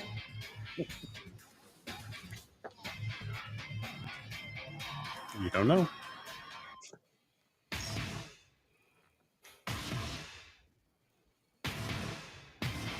I guess she's still gonna dash to Rasa. You got it. So, Lysandra, from this point, so the weird thing is, so 30 feet of movement, so 60 feet total. Yeah. Right. Cool. So the weird sort of point of this is you kind of have to jump out the window. You kind of have to be cool about it. That's what I'm saying. And you have just enough room to do so. So I will say, what does Lysandra do in this moment?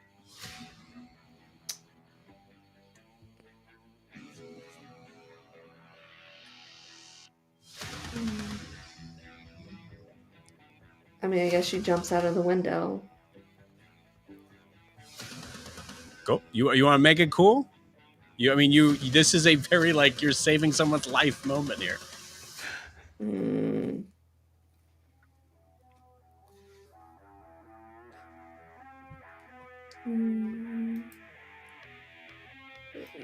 No, she's just gonna jump out the window and shout to Octavius like Shaw's gonna get loose or something, and then just He's Okay. going to Rasa. You got it. Ooh, yeah, I like it. Awesome. So you run over, slide down to Rasa. What are you casting? The only bonus action I can, which is lay on hands.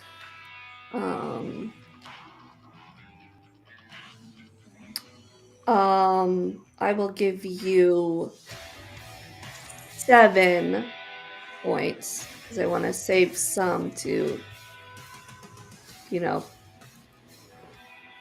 case something else happens. Yeah, that's fair. Cool.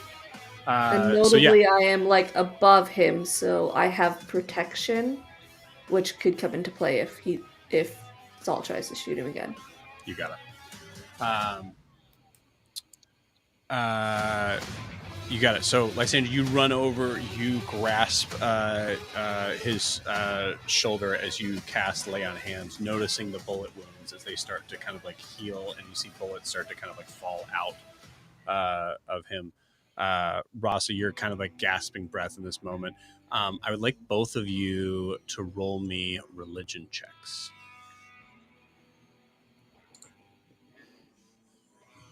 19. 16.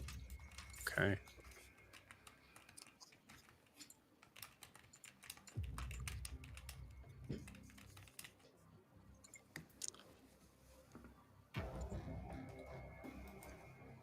I'll give you guys a choice. Do you want me to explain to the other what they experience, or do you want to explain?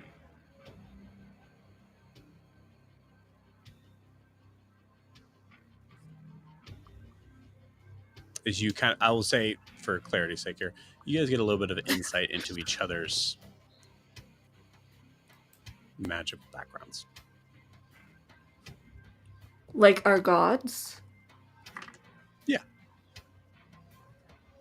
Not necessarily just gods, just straight up like where that power kind of comes from, that sort of thing. Yeah, I picture like sort of a call and response, like the glowing eyes of Lysandra versus the glowing eyes of Rasa, and there's like feedback between the two, making a connection that you wouldn't normally experience. I guess I'm confused, but Just roll with it. Trust me. I'll tell you what, I'll make it simple. With this moment, with this religion check, you receive one memory from the other. And you get to tell the other what it is. An important memory, we'll say.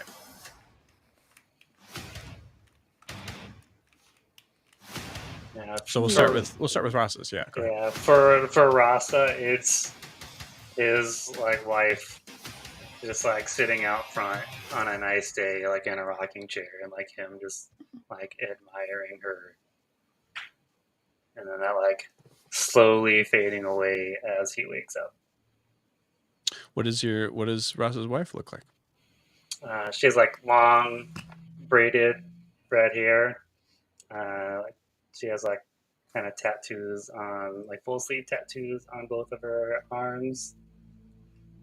Wearing like simple like outfits, and just kind of being out enjoying the day. At the end of the day when it's finally cool enough to be outside. Beautiful. So that moment kind of like it seems to exchange from the glowing of the eyes as you see Lysander. You see as if a zoomed in sort of version. I mean, you see this woman. You said blonde hair? Red hair. Red hair. You see this woman that is just like kind of like leaning back in a rocking chair, just staring out into nothing, and then turning and looking at you and smiling. And then... Okay, so this is going to be 50-50 on the memory you get. We're going to get L or Q. Or I guess G or Q. Okay, we're getting Q. That's fun. That's really fun. Fuck. Okay. Shit. You see a very ornate area. You see it looks like marbled tiled floors leading up to their small guardrails that are very, very beautifully carved out of this marble. You can see mists kind of flowing up around the guardrail, like you're basically in the clouds. And you see from her memories her fighting a young man with silver hair, silver eyes, and they are both with practice swords just clearly training on this what looks like a floating training platform in the clouds. Um and you can see like it's a very flirtatious, playful type of training. They are not so much training for battle as they are flirting with each other with swords. And I'll put a photo of who you see. In the And chat as perspectively, well. just a reminder, Rasa, you're seeing this from Lysandra's perspective. So it is someone who is like staring at you, giving this like very flirtatious sort of smile, wink, as you were parrying back and forth. Beautiful. That's cute. Flirt fighting. That's totally what Lysandra would do. Incredible. That's who you see. Who's in the chat. And as quickly as that moment starts,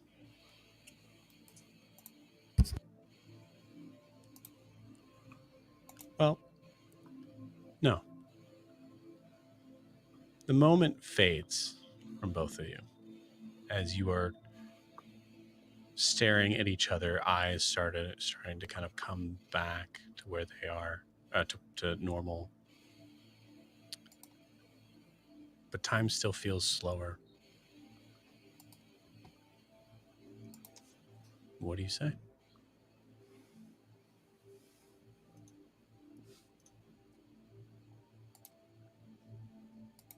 Is this who you're running from?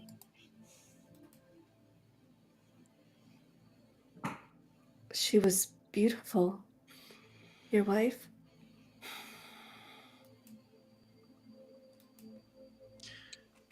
And just like that,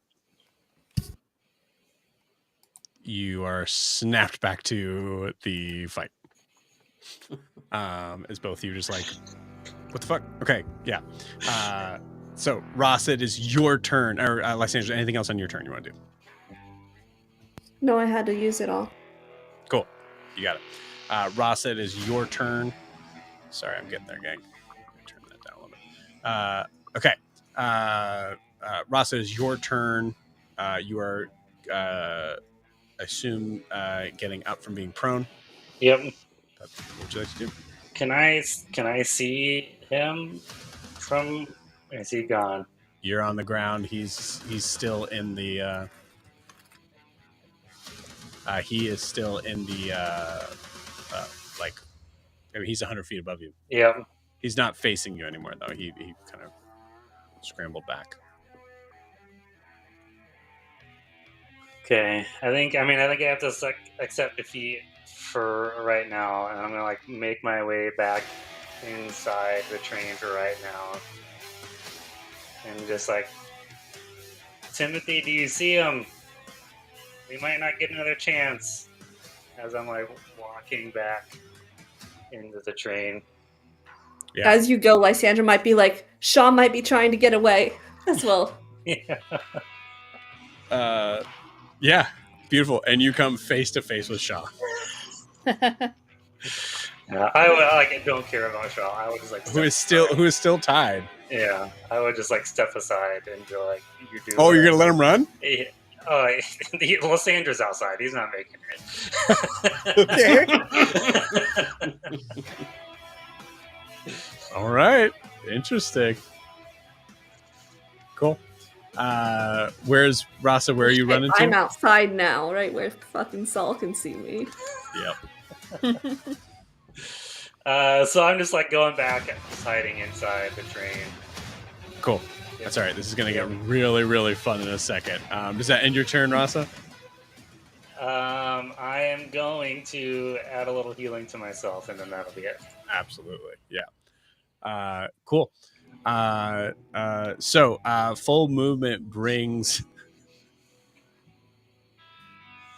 So full movement from Shaw brings him, because he's not running to the right side of the train, he's running to the left side of the train. Technically towards Jericho. Doesn't Jericho have the gun? No, he emptied it. He emptied it, though. So, John actually, doesn't know notably, is Jericho holding the gun, or did Jericho empty it and then put it back? He's just looking right down the barrel of it. No. Can I ask? Shaw was able to hold his movement. Yeah, you can hold your movement. No, I thought you can never hold your movement. I mean, you can hold your action to dash. Right? I mean, yeah, it's not my turn yet, but I mean, once it gets to be my turn, I guess. Unless he comes. No. The question I was posing to you, Jericho, was whether or not you put the gun back or you're holding on to it. I think I was holding on to it when it was my turn, so I guess I'm still holding on to it. Yeah, you got it. But cool. I mean, once it gets to my action, I'll probably do something else with it. Unless I'm assuming we're still in initiative, so I don't want to. Yes, you are still in initiative. I don't want to burn things until it's my turn to do that. So absolutely. Yep, I'm with you. Blair, it is your turn. Like in the scene from Mulan, instead of going off the roof, Blair's just yelling, "On the train! On the train! On the train!" And she is going back on the train? I am running on the train where the engine room is, and I want to help start the engine. I will say, because of like a couple sessions ago where you spent a lot of time getting in and out of the engine room, no problem at all. You run on top of the train. I will be your full movement to get into the engine room. Is it 40 feet you got, or 30 feet? 40. 40, cool. 40 feet gets you into the engine room, and you're able to spend your action to start the train. Which is funny because there's still people on the tracks, but yeah, I like it. I'm yelling, "Get on the train!" Okay, yeah, I like it. Beautiful. It is Octavius's turn as he is starting to see the train just starting to kind of like move slightly. Oh shit! Okay. And just like I did yell to Octavius that Shaw was getting loose. That Shaw was gonna. Yeah. Yep. He has to run in that direction anyways too. So he's running. He will start because he was coming from the right side, so he's going to start on the right side. Run, get kind of on top of the train enough to be. Even that's a lot, but I'll give him the 40 feet to get on top of the train and see Shaw on the other side.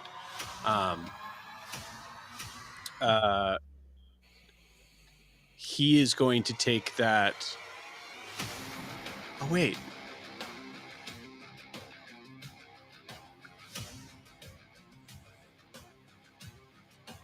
Yeah. Cool. So he has to dash to get there. So he dashes to get onto the train, but he still has 24 feet or 20 feet more of movement to be able to get in front of Shaw. So that's what he does. And just says to him, "Don't do it." And that's all Octavius can do. It is now Timothy's turn. Jericho, you're on deck. Okay, so there's Jericho and Octavius next to Shaw, pretty much. No. Jericho is about maybe still another 20 or so feet away, further down. And he's invisible. Yeah, but I don't know where he is technically, but right. Octavius ran past Shaw, is that right? Ran in front of where Shaw was running to basically try to cut him off. Okay. So I'm in front of the train. Blair already ran off. The cliff, 100 feet tall, is where the shooter, possibly, what's his face, Alden. Alden, is. Alden Is it Harrow, by the way. Is it a sheer cliff? Yeah. It's like a sheer rock wall. It's been literally blasted to be able to get this train through. How the fuck did it get up there? It's a good question. Well, it would take me like 4 rounds to actually climb that damn thing, so... Well, he didn't start at the bottom. Yeah. Lysandra is kind of out in the middle, though, correct? Like, she is just like a sitting target right now. Yeah, kind of. Like, she's pretty close to the wall itself. So it's the same sort of thing that, like, if Alden or Saul, same person, goes to like kind of like aim down, they could have a clear shot, but they'd have to make their way out. Okay, so I think and how far am I from Lysandra?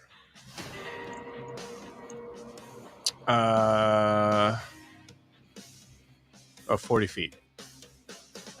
Okay, so I'm gonna walk the 30 feet of my movement toward her. Okay.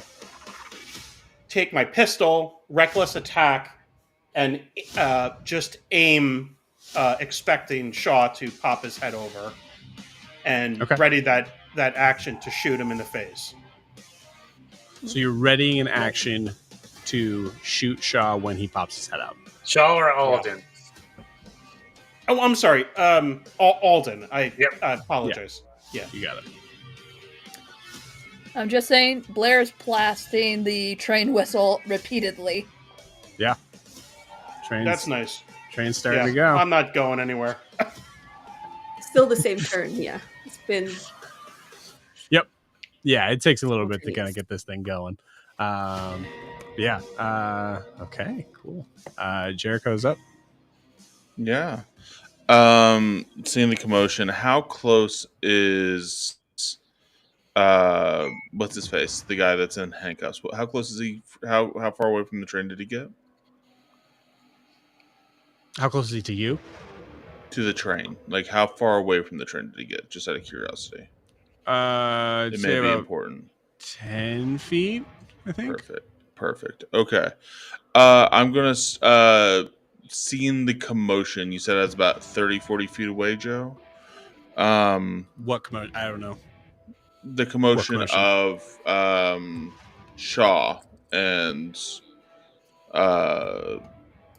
what's his face? Osiris. That they're sort of Octavius. The commotion of them confronting each other. About 20 feet from you. Right, 20 feet from me. I'm assuming Shaw looks like he's about to keep running. He's not going to let himself be just captured again.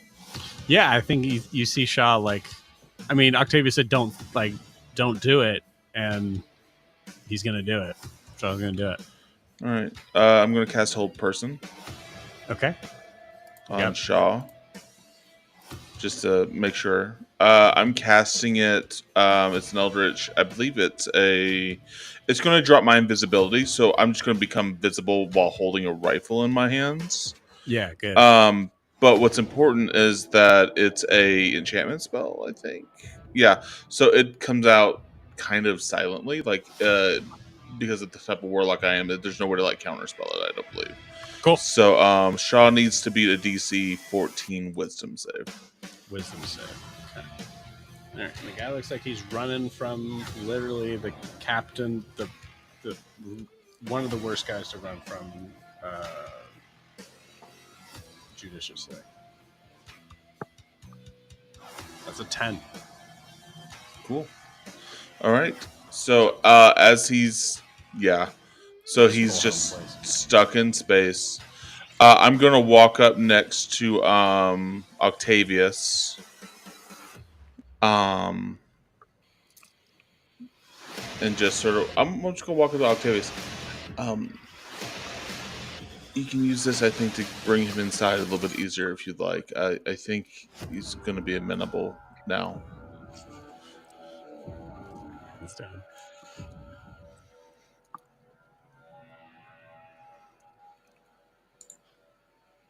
Told y'all to stay on the fucking train. Go. And then I will walk back on the train. Let me make sure there's no other bonus actions. Yeah, that's basically all I can do right now. You got it. Unless I want to telepathically shove him onto the train. Just give him a little bit of a nudge. Yeah. But yeah, I can hold that for an hour. I'll hold that the whole. Technically, he can make saves save at the end return, of each right? of his rounds, but yeah. But it's the end of, I believe, his turn, not mine. Right. Yeah. So I'm just going to hold that as long as I can. Okay. So I rolled for it. Why did you roll for it? Is he immediately after Jericho? Alden? Who? Not Shaw. Alden. Oh, Alden. Okay. Yeah, I'm next turn. Sorry. It's okay. So I rolled for it. Alden doesn't come out. I promise you. I rolled. But that's it. So I will say, unless there's anything specific you guys want to do initiative-wise, we can be out of initiative. Your call. Just help Octavius get Shaw back on board. You got it. Yeah, with that whole person and just having Octavius there now with 2 weapons, one of which all the bullets fall out. I see. All right, get him. And with that, you guys are able to collect yourselves. As you see, also Jericho, one noticeable thing, like hold person, just for fun for this moment, cannot like their eyeballs are still able to move because I can do what I want. And it's really cool at that moment. You see him looking at that gun. Oh. And in that moment, Jericho, you knew that's what he was going for. Oh, that's fun. That would have been fun for me either way. Okay. Yeah. That's fun. I did say the roll. Now we missed the boat on the rolling Indiana Jones thing, but I'll say you guys, because I totally forgot to put that into the part of it. You guys were managed to, it's enough danger for today. You guys are able to run onto the train as it is taking off. Yeah, you hear it. We all hear it kind of like go off. And start to pick up steam as it is having to start to push uphill and on to sanctuary. And I think with that, with Shaw back where he's supposed to be, with that, we'll end tonight's session. We'll see you guys next week.